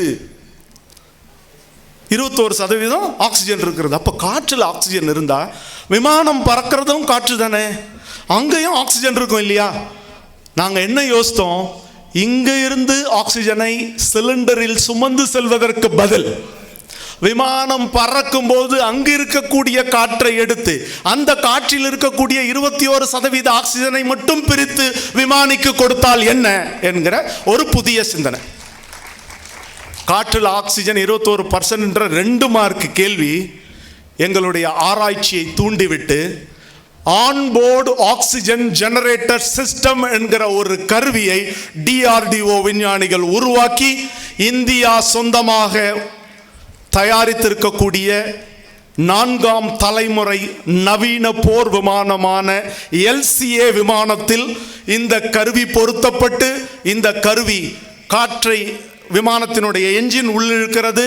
விமான என்ஜினிலிருந்து ஒரு பகுதி காற்றை எடுத்து இந்த கருவி அதில் இருக்கக்கூடிய 21% ஆக்சிஜனை மட்டும் வடிகட்டி விமானி சுவாசிக்க தன்று போர் விமானியின் உயிர் காற்று பிரச்சனையை 40,000 அடி உயரத்தில் அறிவியலின் 2 மார்க் கேள்விக்கான பதில் தந்திருக்கிறது. நண்பர்கள், புதுமையாக சிந்திக்க பழக வேண்டும். ஆராய்ச்சியினுடைய ஒரு கட்டம். சார், ஒரு கட்டத்தையே இவ்வளோ நேரம் பேசுனீங்களே சார், வீட்டுக்கு எப்போ சார் போகிறது? ரொம்ப சுருக்கம்தான். நாங்கள் எதிர்பாராத இன்னொரு அழைப்பு வந்தது. இந்திய இராணுவம் எங்களை தொடர்பு கொண்டது. உயரே பறக்கிற விமானிக்கு உயிர் காற்று பிரச்சனையை நீங்கள் தீர்த்தீர்கள். இப்போ அவர் சிலிண்டரை நம்பி இருக்க தேவையில்லை. எவ்வளவு நேரம் விமானம் பறக்கிறதோ அவ்வளவு நேரம் விமான என்ஜின் இயங்கும். விமான என்ஜின் எவ்வளவு நேரம் இயங்குகிறதோ அதிலிருந்து நாம் காற்றை எடுக்கலாம். அந்த இழையை பிரித்து அதிலிருந்து ஆக்சிஜனை வடிகட்டி தரலாம். இந்த பிரச்சனைக்கான தீர்வை தந்துவிட்டீர்கள். விமானி மட்டும்தான் உயரங்களில் சஞ்சரிக்கிறாரா? பனிமலையின் உயரங்களில் கனமான ஆயுதம் ஏந்தி காவல் பணியில் ஈடுபட்டு கொண்டிருக்கிற இளைஞர் யுவதிகள் இருக்கிறார்களே இந்திய இராணுவத்தில், அவர்களுக்கு ஆக்சிஜன் பிரச்சனை இல்லையா? எங்களுக்கும் ஆக்சிஜன் பிரச்சனை இருக்கிறது. மலை உச்சியில் இருக்கக்கூடிய இராணுவ முகாம்களில் தங்கி இருக்கக்கூடிய இராணுவ வீரர்களுக்கான ஆக்சிஜன் பிரச்சனையை நீங்கள் தீர்க்க முடியுமா என்கிற கேள்வி வந்தது. நாங்கள் மறுபடியும் எங்களுடைய ஆய்வு களத்தில் களமாடினோம். விமானத்தில் இடம் குறைவு. போர் விமானம் அளவில் சிறியதாக இருக்கும்.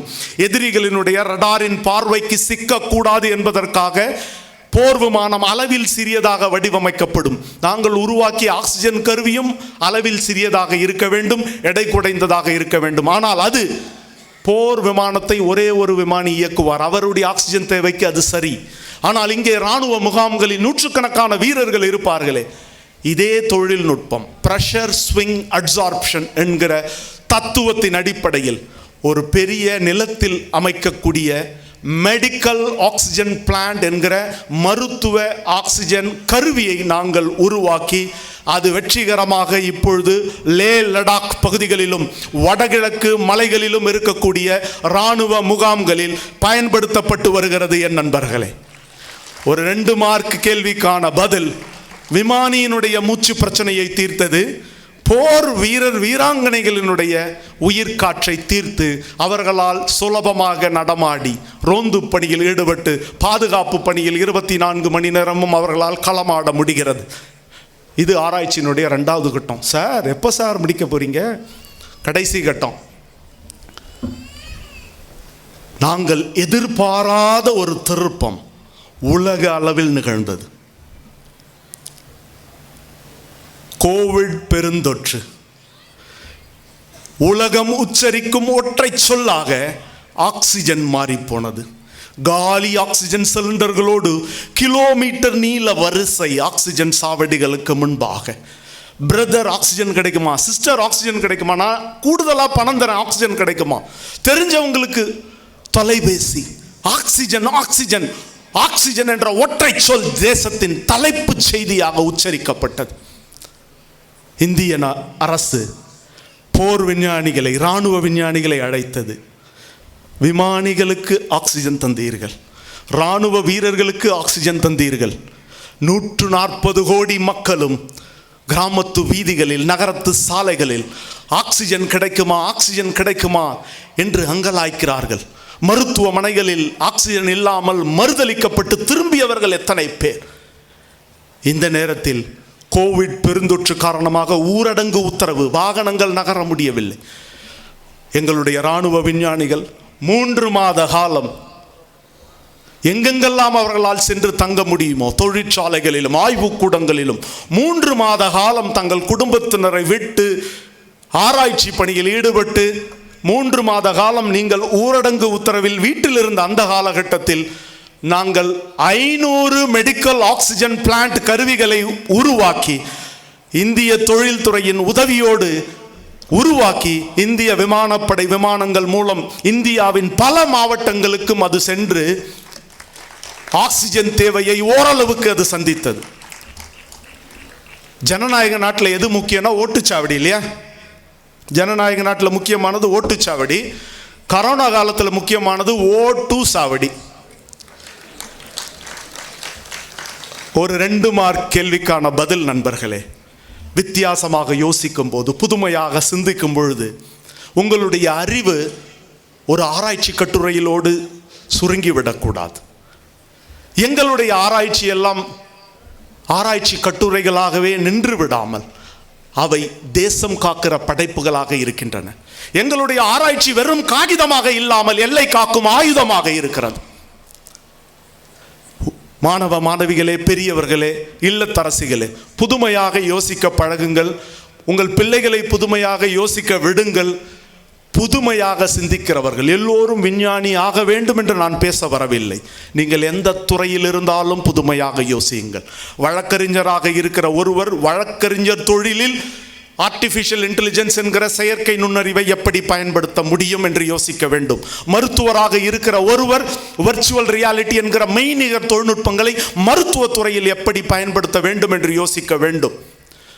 ஒவ்வொரு துறையிலும் இருப்பவர்கள் அந்தந்த துறையில் புதுமைகளை புகுத்தி களமாட வேண்டும். இதுதான் நான் இன்று உங்களுக்கு முன்பு வைக்கிற செய்தி. இப்படி போர் முனைக்காக நாங்கள் உருவாக்கிய தொழில்நுட்பங்கள் பல கடந்து வந்து தெருமுனை வரைக்கும் அன்றாட மக்களின் வாழ்க்கையை தொட்டு அவர்களுடைய கண்ணீரின் ஒரு சொட்டையாவது துடைத்திருக்கின்றன. இந்த தகவல்களை எல்லாம் திரட்டி தான் போர் முனை முதல் தெருமுனை வரை என்ற ஒரு புத்தகத்தையே நான் எழுதியிருக்கிறேன். DRDO உருவாக்கிய 100கணக்கான படைப்புகளை படங்களோடு தமிழிலேயே அதை நான் எழுதியிருக்கிறேன். புத்தகம் வாசிப்பு மிக மிக முக்கியம். நான் 8ஆம் வகுப்பில் நூலகத்தின் உறுப்பினரானேன். இப்போதெல்லாம் படித்தவர்கள் வாசிப்பதில்லை. படிச்சிட்டார் சார், ஒரு பெரிய லாயர், சட்ட புத்தகம் மட்டும்தான் படிப்பார், பொது புத்தகம் எதையும் படிக்க மாட்டார். அவர் பெரிய மருத்துவர், மருத்துவம் சார்ந்த புத்தகம் தான் படிப்பார், பொது புத்தகமே படிக்க மாட்டார். அவர் பெரிய மின்னணு பொறியாளர், இன்ஜினியரிங் டெக்னாலஜி புக்ஸ் மட்டும்தான் படிப்பார், அறிவியல் தொழில்நுட்பம் மட்டும்தான் படிப்பார், பொது புத்தகம்.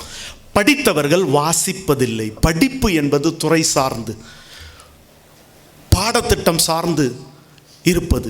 அதை படித்தால் உங்களுக்கு பட்டம் கிடைக்கும். வாசித்தால் என்ன கிடைக்கும்? வாசிப்பு என்பது பாடத்திட்டம் தாண்டி மனது இயங்குகிற, நாம் ஆசைப்படுகிற, நாம் நமது எதிர்காலத்திற்கு நம் விரலை பிடித்து அடைத்து செல்லும் என்று யோசிக்கிற எல்லாவற்றையும் தேடி தேடி படிப்பது வாசிப்பது. நாம் படிப்போடு நின்று விடுகிறோம். ஏனென்றால் படிப்பு சம்பளம் தருகிறது. வாசிப்பு என்னை தருகிறது? படித்தால் வேலை கிடைக்கும், வாசித்தால் என்ன கிடைக்கும்? நண்பர்களை, என்னுடைய வாழ்க்கையிலிருந்து சொல்கிறேன். படித்தால் வேலை கிடைக்கும், வாசித்தால் வாழ்க்கை கிடைக்கும். கை தட்டிட்டீங்க. ஏன் தட்டினீங்க தெரியுமா? இங்கே தான் கதை இருக்கு.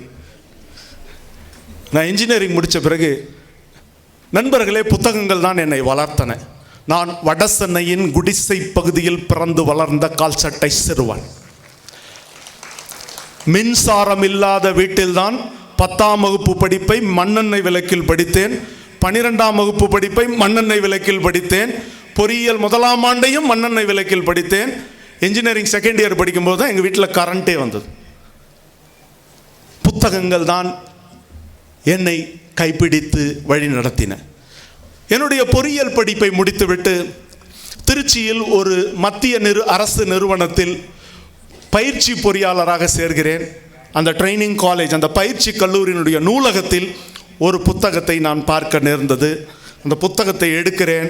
அட்டைப்படம் அற்புதமாக இருந்தது. அதனுடைய உள்ளீடுகள் ஆழமாக அடர்த்தியாக இருந்தன. ஒரு வார இறுதியில் அந்த புத்தகம் என்னை சாப்பிட்டது. வழக்கமாக புத்தகத்தை நம்ம புரட்டுவோம் இல்லையா, அந்த புத்தகம் என்னை புரட்டி போட்டது. அந்த புத்தகத்தை படித்து ஆச்சரியத்தில் ஆழ்ந்து போனேன். பல் துலக்கும் போது புத்தகம், சாப்பிடும்போது அந்த புத்தகத்தின் வரிகள், பயிற்சி கல்லூரியின் வகுப்பறையில் அந்த புத்தகத்தின் வரிகள், காலை நடைபயிற்சிக்கு போகும்போது அந்த புத்தகம் என் அன்றாடங்களின் மேல் ஆதிக்கம் செலுத்த ஆரம்பித்தது. எந்த புத்தகம் தெரியுமா? அக்னி சிறகுகள். எழுதினது யாரு? தலை அப்துல் கலாம். அப்பதான் முதல் முறையா அட்டப்படத்தில் தலைவராக பார்க்குறேன். அந்த புத்தகத்தை படிக்கும்போது நான் அதை இங்கிலீஷ் வெர்ஷனில் படித்தேன். விங்ஸ் ஆஃப் ஃபயர்ஸ்னு போட்டு அப்துல் கலாம் ஒரு க்ளோஸ்அப் படம் அதில் இருந்தது. அந்த புத்தகம் என் அன்றாடங்களின் மேல் ஆதிக்கம் செலுத்த ஆரம்பித்தது. என் சிந்தனைகளின் மேல் பலத்த சக்தியை செலுத்த ஆரம்பித்தது. அப்போ யோசித்தேன், இப்படி ராமேஸ்வரத்தின் கால்சட்டை சிறுவன் ஒருவன் உலகமே திரும்பி பார்க்கிற விஞ்ஞானியாக மாபெரும் பதவிகளை எல்லாம் அலங்கரிக்க முடிகிறதெனில் வடசென்னையின் குடிசை பகுதியில் பிறந்த இந்த கால்சட்டை சிறுவனாலும் ஓரளவுக்கு சாதிக்க முடியும் அல்லவா என்று யோசித்து அந்த புத்தகத்தை படிக்கும்போது, நான் டிஆர்டிஓ சயின்டிஸ்ட் இல்லைங்க, நான் ஒரு government central government engineer trainee. அந்த புத்தகத்தை படித்து விட்டு அந்த புத்தகத்தினுடைய தாக்கத்தால் அந்த புத்தக உத்வேகம் பெற்று சயின்டிஸ்ட் என்ட்ரன்ஸ் டெஸ்ட், விஞ்ஞானி நுழைவு தேர்வு, இந்தியா முழுவதும் லட்சக்கணக்கான இளைஞர்களும் யுவதிகளும் எழுதிய தேர்வுக்கு தயார் செய்து எழுதி லட்சக்கணக்கான மக்கள் எழுதிய தேர்வில் தமிழகத்திலிருந்து 7 பேர் இராணுவ விஞ்ஞானிகளாக தேர்வு செய்யப்பட்டார்கள். நான் சார்ந்திருக்கிற சென்னையிலிருந்து 2 பேர் தேர்வு செய்யப்பட்டார்கள். அந்த 2 பேரில் கோட்டு போட்டிருக்கிற நானும் ஒருவன். புத்தகம் என்ன செய்யும்னு உங்க மனசுல கேள்வி இருக்கு இல்லையா? படித்தால் வாழ்க்கை கிடைக்கும், படித்தால் வேலை கிடைக்கும், வாசித்தால் வாழ்க்கை கிடைக்கும். அதற்கு நான் உதாரணம். எந்த விதமான அடிப்படை வசதிகள், எங்கள் வீட்டில் கழிவறை கூட இல்லை நண்பர்களே. பொது கழிவறையை பயன்படுத்திய இளைஞன் நான். படிப்பு உங்களை உயர்த்தும், வாசிப்பு உங்களை உன்னதப்படுத்தும். புத்தகங்களை கையில் எடுத்து கொள்ளுங்கள். இது தமிழகத்தில் எனக்கு முன்பாக பேசிய ஐஏஎஸ் அதிகாரி அவர்கள் மிகச் சிறப்பான தமிழக அரசின் முன்னெடுப்புகளை பொது வெளியில் மிகச் சிறப்பாக பதிவிட்டார்.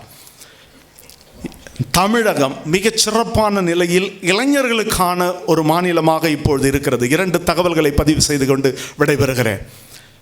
ஒன்று, ஸ்டார்ட் அப் என்று சொல்லிக் கொண்டிருக்கிறோம் அல்லவா, துளிர் நிறுவனங்கள். ஸ்டார்ட் அப் என்பதும் தொழில் முனைவோர் என்பதும் வேறு வேறு, தெரியும் இல்லைங்களா? ஒரு industrialist is different from a start up guy. இப்போ உங்கள் ஊரில் ஒரு ரைஸ் மில் இருக்குது, நானும் புதுசாக ஒரு ரைஸ் மில் போடுறேன்னா அவர் ஸ்டார்ட் அப் துளிர் நிறுவனர் அல்ல, அவர் தொழில் முனைவோர், இண்டஸ்ட்ரியலிஸ்ட். உங்கள் ஊரில் இல்லாத ஒன்று, சூரிய ஒளியில் இயங்குகிற ஒரு 2 சக்கர வாகனத்தை உருவாக்குகிறேன்னு ஒரு இளைஞர் உங்கள் ஊரில் ஒரு தொழிற்சாலையை துவங்கினார்னா அவர் தொழில் முனைவோர் என்று அவரை குறுக்கிவிடக்கூடாது. அவர் துளிர் நிறுவனர். இல்லாத ஒன்றை சிந்தித்து அதை காட்சிப்படுத்துகிறவர், அதை நடைமுறைப்படுத்துகிறவர் பேர் தான் துளிர் நிறுவனர். இந்திய அளவில் த ஸ்டார்ட் அப் இந்தியா என்கிற ஒரு முன்னெடுப்பு இருக்கிறது.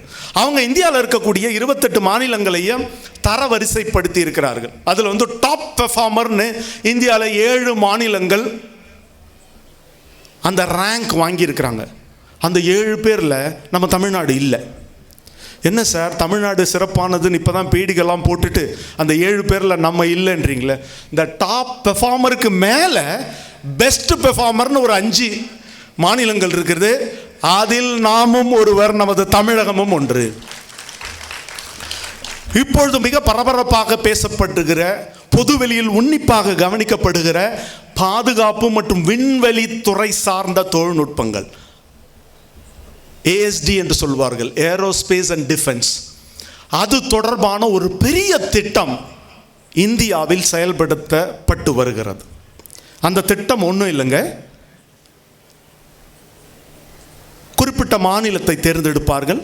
அந்த மாநிலத்தில் இருக்கக்கூடிய நகரங்களை இணைத்து டிஃபென்ஸ் இண்டஸ்ட்ரி காரிடார் என்கிற பாதுகாப்பு தொழில்துறை தடம் இதை உருவாக்குவார்கள்.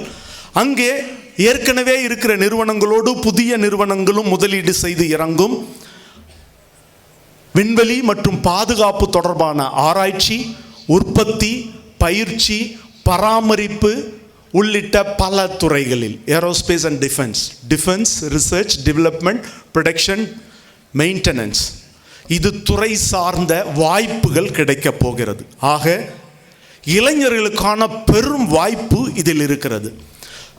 இந்தியாவில் இருக்கக்கூடிய 28 மாநிலத்தில் 2 மாநிலங்கள் தான் இதற்கு தேர்வு செய்யப்பட்டிருக்கின்றன. அந்த 2 பேர்ல நாமும் ஒருவர், நமது தமிழகமும் ஒன்று. தமிழகத்தில் குறிப்பாக 5 நகரங்கள், சென்னை, திருச்சி, சேலம், ஹொசூர், நீங்கள் ஆவலோடு எதிர்பார்த்து கொண்டிருக்கிற கோயம்புத்தூர், இந்த 5 நகரங்களை ஒருங்கிணைத்து டிஃபென்ஸ் இண்டஸ்ட்ரி காரிடார் என்கிற பாதுகாப்பு தொழில்துறை தடம் உருவாக்கப்பட்டிருக்கிறது. ஏறக்குறைய 69 நிறுவனங்கள், தமிழகத்தினுடைய டிட்கோ, தமிழக அரசு தொழில் வளர்ச்சி கழகம் இதை நிர்வகிக்கிறது. மத்திய மாநில அரசுகள் ஒன்றிணைந்து இந்த திட்டத்தை முன்னெடுக்கின்றன. கடந்த பிப்ரவரி 2025 வரை 4700 கோடி ரூபாய் இந்த திட்டத்தில் முதலீடு செய்யப்பட்டிருக்கிறது. 69 நிறுவனங்கள் இதில் இணைந்திருக்கின்றன. இன்னும் சில ஆண்டுகளில் இந்த நிறுவனங்கள் வளர்ச்சி பெற்று வருகிற பொழுது வேலை வாய்ப்புகள் பெருகும்.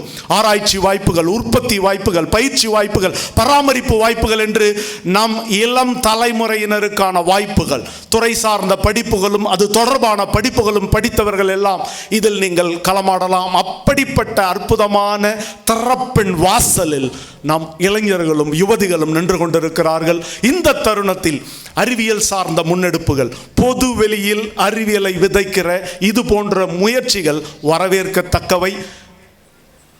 இப்படிப்பட்ட மேடைகளை அமைத்து தந்தால் மட்டும் போதாது, இந்த மேடைகளுக்கு ஏற்ற பார்வையாளர்களாக ஈரோட்டு பெருங்குடி மக்கள் இங்கு திரண்டு வந்திருந்து உங்களுடைய சாயங்காலத்தை அறிவியலோடு செலவழிக்க வந்திருக்கிறீர்களே, உங்களுக்கு என் பாராட்டுக்கள். இந்திய தேசம் வளர்ந்து வருகிறது. ஐக்கிய நாடுகள் சபையில் 193 நாடுகள் இருக்கின்றன. ஐக்கிய நாடுகள், there are 193 countries which are members of the United Nations. இந்த 193 நாடுகளில் வெறும் 7 நாடுகளிடம்தான் நவீன போர் விமானத்தை வடிவமைக்கக்கூடிய தொழில்நுட்பம் இருக்கிறது. அந்த 7 பேர்ல நமது இந்தியா ஒன்று. இந்த 193ல வெறும் 6 நாடுகளிடம்தான் அணுசக்தியில் இயங்கக்கூடிய நீர்மூழ்கி தொழில்நுட்பம் இருக்கிறது. 6 பேர்ல நமது பாரதமும் ஒன்று. உலகத்தின் 5 நாடுகளிடம்தான் பேலஸ்டிக் மிசைல் டிஃபென்ஸ் எனப்படுகிற நவீன ஏவுகணை தொழில்நுட்பம் இருக்கிறது. 5இல் நாமும் ஒருவர். உலகத்தின் 4 நாடுகள் தான் நிலவில் சாஃப்ட் லேண்டிங், மிருதுவாக தரையிறங்கி இருக்கின்றன. 4 பேர்ல நம்மளுக்கும் இருக்கு சார் ஒரு சீட்டு.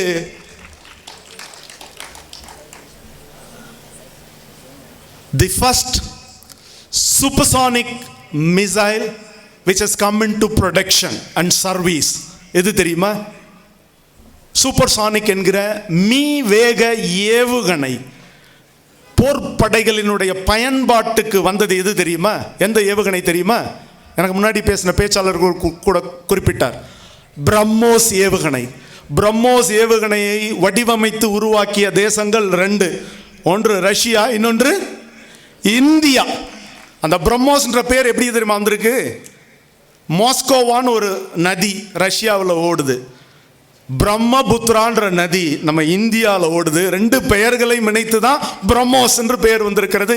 அப்படிப்பட்ட அற்புதமான தேசத்தின் இளைஞர்கள், யுவதிகள், பொதுமக்கள் ஆகிய உங்கள் நீங்கள் ஒரு பிரகாசமான எதிர்காலத்தை நோக்கி இருக்கிறீர்கள். நமது இளைஞர்கள், யுவதிகள் எந்த படிப்பு படித்தாலும் பரவாயில்லை, புதுமையாக யோசியுங்கள்.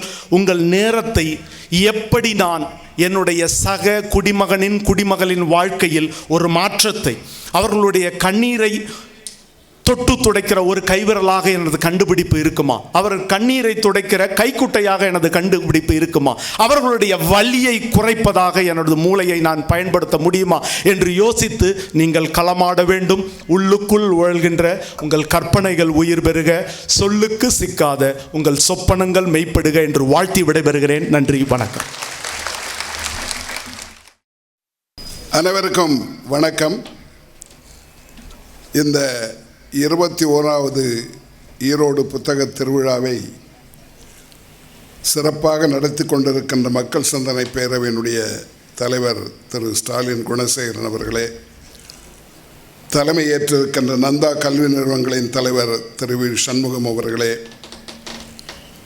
முன்னிலை உரையாற்றி விடைபெற்று சென்றிருக்கின்ற IAS அதிகாரி திரு சிவானந்தம் அவர்களே, அறிவியல் மேதை GD நாயுடு விருது பெற்று ஏற்புரை வழங்கி அமர்ந்திருக்கின்ற டாக்டர் பிரகாஷ் அவர்களே, எனக்கு முன்னாலே மிகச்சிறப்பாக கருத்துரையாற்றிய ராணுவ விஞ்ஞானி முனைவர் டெல்லிபாபு அவர்களே, வருகை தந்துள்ள பெரியோர்களே, தாய்மார்களே, மாணவ செல்வங்களே, பத்திரிகை தோழர்களே, அனைவருக்கும் வணக்கம்.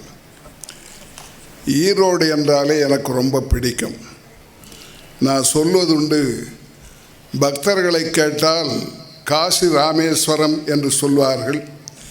என்னை பொறுத்தவரை ஈரோடு காஞ்சிபுரம் தான் என்று நான் சொல்வதுண்டு. அது மாதிரி அப்படிப்பட்ட ஊரிலே இந்த அருமையான திருவிழாவை தமிழ்நாட்டுக்கே முன்னோடியாக திரு ஸ்டாலின் குணசேகரன் அவர்கள் நடத்தி கொண்டிருக்கிறார்கள். இந்த ஸ்டாலின் என்ற பெயரே எனக்கு ரொம்ப பிடித்தமான பெயர். நான் குடியேற்றம், வடார்காடு மாவட்டத்தில் அந்த காலத்தில் குடியேற்றம் பகுதியில் பிறந்து வளர்ந்தவன், படித்தவன். எங்கள் ஊரிலே பொதுமடைவாதிகள், கம்யூனிஸ்டுகள் அதிகம் அந்த காலத்தில்.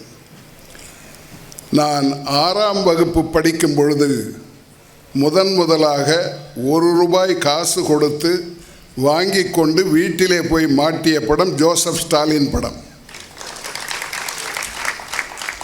1953 நான் அப்பொழுது 9ஆம் வகுப்பு படித்து கொண்டிருக்கிறேன். மாஸ்கோவிலே ஸ்டாலின் அவர்கள் மறைந்து விட்டார்கள். நானும் என்னுடைய நண்பர்களும் இரங்கல் கூட்டம் நடத்துவது என்று முடிவெடுத்தோம். பள்ளியில் எங்களுடைய தலைமை ஆசிரியர் கன்னியாகுமரி மாவட்டத்தைச் சேர்ந்தவர், ஒரு லிபரல் கிறிஸ்டியன், சுந்தரானந்தம். நாங்கள் போய் அவரிடத்தில் அனுமதி கேட்டோம். நாங்கள் இரங்கல் கூட்டம் நடத்த விரும்புகிறோம் என்று. அவர் யாருக்கு என்று சொன்னார். ஸ்டாலின் இறந்து விட்டார், அவருக்காக. எங்கே இறந்தார்ன்னு. மாஸ்கோவில். என்ன மாஸ்கோவில் இறந்தவருக்கு என்னையா குடியாத்தில் கூட்டம் அப்படின்னார். நான் சொன்னேன், அவர் உலகத் தலைவர், உலகம் பூரா அவருக்கு நடத்தலாம்னா, இல்லை அது முறையாக இருக்காது கல்லூரி பள்ளியில் நடத்துவதுன்னார். எங்கள் மாணவர்களெல்லாம் அழைத்து கொண்டு போய் விளையாட்டு மைதானத்தில் பிளே கிரவுண்டில் வச்சு இரங்கல் கூட்டம் நடத்தினோம் 1953. அந்த ஆண்டு தான் நம்முடைய இன்றைய முதலமைச்சர் பிறந்தார். அதனால்தான் அவருக்கு கலைஞர் அவர்கள் ஸ்டாலின் என்று பெயர் வைத்தார். ஆகவே அப்படிப்பட்ட பெயரை வைத்திருக்கிற ஸ்டாலின் தான் மிகச் சிறப்பாக இந்த புத்தக திருவிழாவை தமிழ்நாட்டுக்கே தந்திருக்கிறார். புத்தகத்தை படிப்பதை பற்றி எனக்கு முன்னாலே முனைவர் டெல்லிபாபு அவர்கள் சிறப்பாக சொன்னார்கள். புத்தகம் படிப்பது என்றாலே எனக்கு ஒரு நிகழ்ச்சி நினைவுக்கு வரும். அறிஞர் அண்ணா அவர்களை அமெரிக்காவுக்கு அழைத்து சென்று மருத்துவமனையில் அவருக்கு சிகிச்சை நடைபெற்று வந்தது.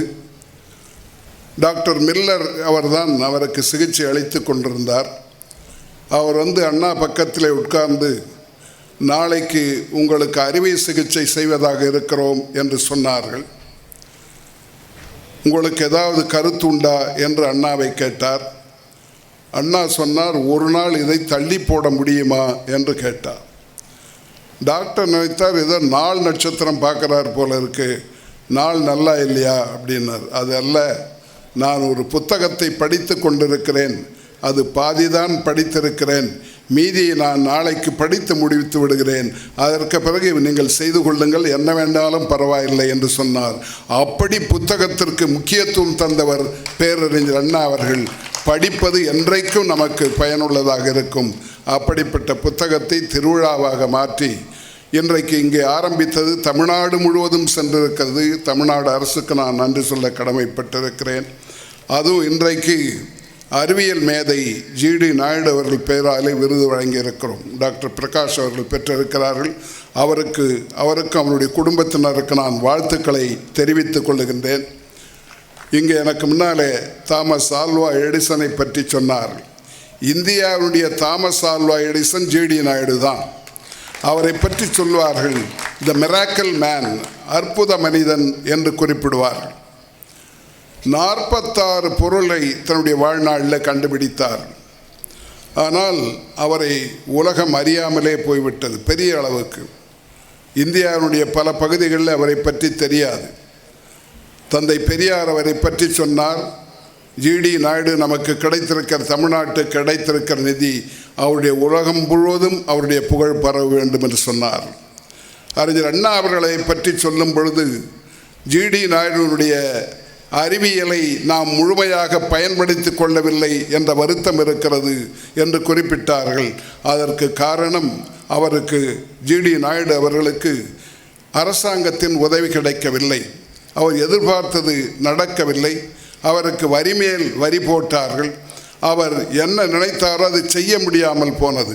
அதனுடைய விளைவுதான் ஒரு முறை கோபத்திலே அவர் செய்த பொருளையெல்லாம் கொண்டு வந்து மக்கள் மத்தியில் வைத்து உடைத்தார். அப்படிப்பட்ட சூழ்நிலை அவருக்கு இருந்தது. அவர் 4ஆம் வகுப்பு தான் படித்தார். ஆனால் உலகமே போற்றுகின்ற அளவுக்கு வாழ்ந்து காட்டினார்கள். நீங்கள் அதை மனதில் எடுத்துக்கொள்ள வேண்டும். அவருடைய வாழ்க்கை வரலாற்றை நீங்கள் படிக்க வேண்டும். மற்றவர்களெல்லாம் வீடு கட்டுவதற்கு மாதக்கணக்கில் எடுத்துக்கொள்கிறார்கள், ஆண்டு கணக்கில் எடுத்துக்கொள்கிறார்கள். 11 மணி நேரத்தில் ஒரு வீட்டை கட்டி காண்பித்தார். மற்றவர்களாம் கார் செய்ய வேண்டுமானால் 18,000, 20,000, 30,000 என்று இருந்தது. 2,000 ரூபாயில் கார் செய்ய முடியும் என்று அரசுக்கு கொடுத்தார். ஆனால் அரசாங்கம் அவருக்கு அனுமதி அளிக்கவில்லை. அதனால் அது அப்படியே நின்று போய்விட்டது. மற்றவர்களாம் 200 ரூபாய்க்கு ரேடியோ வாங்கும்போது 70 ரூபாய்க்கு செய்து முடித்தார். மக்களுக்காக இவற்றையெல்லாம் செய்தார். அதை நாங்கள் விலைக்கு வாங்கி கொள்கிறோம் பேட்டன்ட் என்று மற்ற நாடுகள் கேட்கும்போது ஒப்புக்கொள்ளவில்லை. காரணம், அவர்களுக்கு விற்காமல் அது நம் நாட்டுக்காகவே பயன்பட வேண்டும் என்று கருதினார்கள். ஆனால் கடைசியிலே அவருக்கு இந்த வரியை பார்த்து, அரசாங்கத்துடைய ஒத்துழைப்பு இல்லாமதை பார்த்து, எல்லாவற்றையும் ஒரு அமெரிக்க கம்பெனி $10,000 அவர்கள் கேட்டதை கூட வேண்டாம் என்று சொல்லிவிட்டு சும்மாவே கொடுத்து விட்டார். அதற்கு அவர் சொன்ன காரணம், அவரிடத்தில் பணத்தை வாங்கி வந்து இவர்களுக்கு நான் வரியாக கொட்டுவதை விட அவர்களே எடுத்துக்கொள்ளட்டும் என்று சொன்னார்கள். அப்படி வாழ்ந்தவர் ஜிடி நாயுடு அவர்கள். அவர்கள் தன்னுடைய வாழ்நாளிலே அரிய பொருளை கண்டுபிடித்தது மட்டுமல்ல, தன்னுடையோடு இருக்கின்ற அவ்வளவு பேரும் நன்றாக வாழ வேண்டும் நினைத்தார்கள். எனக்கு முன்னால் எடுத்து சொன்னதைப் போல 36 கம்பெனிகளை நடத்தினார்கள்.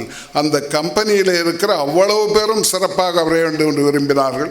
இந்த நாட்டில் இருக்கிற இளைஞர்கள் அவ்வளவு பேரும் தொழில் கல்வியை படிக்க வேண்டும், தொழில்நுட்பத்தை கற்றுக்கொள்ள வேண்டும் என்று விரும்பினார்கள். தனக்கு கிடைக்காத கல்வி எல்லோருக்கும் கிடைக்க வேண்டும் என்று அதற்காகவே பாடுபட்டார்கள். அதற்காக பணத்தை செலவழித்தார்கள். இன்றைக்கு அந்த நிலைதான் நம்முடைய நாட்டிலே நாயுடு அவர்கள் நினைத்தது நடக்க வேண்டும் என்று நான் விரும்புகின்றேன். காரணம், உயர்கல்வியிலே நாம் பின்தங்கி இருக்கின்றோம். தமிழ்நாடு அதில் முதல்நிலையில் இருக்கிறது என்பது வேறு. 47%. ஆங்கிலத்தில் GER என்று சொல்வார்கள், கிராஸ் என்ரோல்மெண்ட் ரேஷியோ. 18 வயதிலே இருந்து 23 வயது வரை இருப்பவர்களை உயர்கல்வி பெற தகுதி பெற்றவர்கள் என்று சொல்லுகின்றோம். அப்படிப்பட்ட அந்த கணக்கை போட்டு பார்த்தோமானால் இந்தியாவுடைய சராசரி 28% தான். நம்முடைய GER 28%. வளர்ந்த நாடுகள் அத்தனை பேரும் 60% 100% இருக்கிறது. ஒரு 30-35 ஆண்டுகளுக்கு முன்னாலே நம்மோடு இருந்த சீன நாடு இப்பொழுது 60% தாண்டி விட்டது. ஆக என்ன காரணம் என்று சொன்னால், எல்லோரும் கல்விக்காக செலவழிக்கிறார், கல்விக்கு வேண்டிய பணத்தை கொடுக்கிறார். 22 நாடுகளில் உயர்கல்வி வரை இலவசமாக கல்வி வழங்கப்படுகிறது. ஒரு 40 நாடுகளுக்கு மேலே தனியார் கல்லூரியில் படித்தாலும் 1/3 அரசாங்கம் ஏற்றுக்கொள்கிறது. இது எதுவும் நம் நாட்டிலே இல்லை. ஏதோ கொஞ்சம் கொஞ்சம் கொடுக்குறாங்க. அதனுடைய விளைவுதான் நாம் பின்தங்கி இருக்கின்றோம், கல்வியிலே பின்தங்கி இருக்கின்றோம். ஒரு நாடு பொருளாதாரத்தில் முன்னேற வேண்டுமானால் கல்வியிலே முன்னேற வேண்டும். கல்வி முன்னேறாமல் நாடு பொருளாதாரத்தில் முன்னேற முடியாது. நாம் மிகப்பெரிய நாடாக வளர வேண்டும் என்று நினைக்கின்றோம். 2047 நாம் வளர்ந்த நாடாக மாறிவிட வேண்டும் என்று நம்முடைய பிரதமர்கள் சொல்லுகிறார்கள். அது நடக்கக்கூடும், நடக்கிறது வாய்ப்பு இருக்கிறது. ஆனால் அரசாங்கம் பணத்தை செலவழிக்க வேண்டும், கல்விக்கு செலவழிக்க வேண்டும். நீண்ட நாட்களாக கிட்டத்தட்ட 50-60 ஆண்டுகளாக மொத்த வருவாயிலே 6% கல்விக்கு செலவழிக்க வேண்டும் என்று டாக்டர் ராதாகிருஷ்ணன் காலத்திலிருந்து சொல்லப்பட்டிருக்கிறது. எஜுகேஷன் கமிஷன், கோத்தாரி கமிஷனும் அதை சொல்லியிருக்கிறது. ஆனால் இதுவரை இது செய்யப்படவில்லை. இப்பொழுது வந்திருக்கின்ற புதிய கல்விக் கொள்கையில் மறுபடியும் சொல்லப்பட்டிருக்கிறது மொத்தத்தில் 6% செலவிட வேண்டும் என்று. 60 வருஷத்துக்கு முன்னால் என்ன சொன்னாங்களோ அதையே இப்பொழுது சொல்லியிருக்கிறார்கள் 2020. இந்த ஆண்டு பட்ஜெட்டை பார்த்தாலே தெரியும். 55 லட்சம் கோடி ரூபாய் மத்திய அரசினுடைய பட்ஜெட், வரவு செலவு திட்டம். அதில் கல்விக்கு எவ்வளவு ஒதுக்கப்பட்டிருக்கிறது பார்த்தால் 2.5%. அதுதான் கல்விக்கு ஒதுக்கப்பட்டிருக்கிறது. பொதுவாக கல்விக்கு மாநிலங்கள் தான் அதிகமாக செலவு செய்கின்றன. 75% மாநிலங்கள் செய்து விடுகின்றன. மிச்சம் இருப்பதுதான் மத்திய அரசிலிருந்து வருவது. நம்முடைய பட்ஜெட்டை, ஒவ்வொரு மாநில பட்ஜெட்டையும் நான் ஒப்பிட்டு பார்த்தேன்.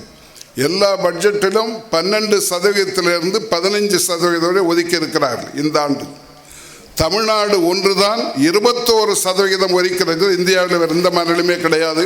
அதற்காக நான் தளபதி ஸ்டாலின் அவர்களையும் அரசாங்கத்தையும் பாராட்ட விரும்புகின்றேன். கல்விக்கு அதிகம் ஒதுக்கி இருக்கிறார். ஆனால் மத்திய அரசின் உதவி இல்லாமல் பெரிய அளவிலே உயர்கல்வியை கொடுக்க முடியாது. அரசாங்கம் நடத்துகின்ற கல்லூரிகள், பல்கலைக்கழகங்களிலே குறைந்த அளவுதான் மாணவர்களை சேர்ப்பார். அதற்கு காரணம் நிறைய மாணவர்களை சேர்த்தால் கட்டடம் வேண்டும், ஆசிரியர்கள் வேண்டும், லெபரட்டரி வேண்டும். இதுக்கெல்லாம் முடியாதுன்னு சொல்லி கொஞ்சம் 2000 பேர் 1000 பேர் இப்படி தான் சேர்ப்பாங்க. ஆனால் தனியாரில் அதிகம் படிக்கிறார்கள். இந்த நாட்டிலே படிப்பவர்களில் 66% பேர் தனியார் கல்லூரிகளிலும் பல்கலைக்கழகங்களிலும் படித்து கொண்டிருக்கிறார். அங்கே போனால் கட்டணம் கட்ட வேண்டும்.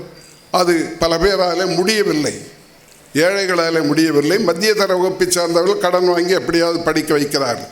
இந்த நிலைமையை மாற்ற வேண்டும். உலகம் பூராவும் எனக்கு முன்னாலே சொன்னதை போல 193 நாடுகள் இருக்கின்றன.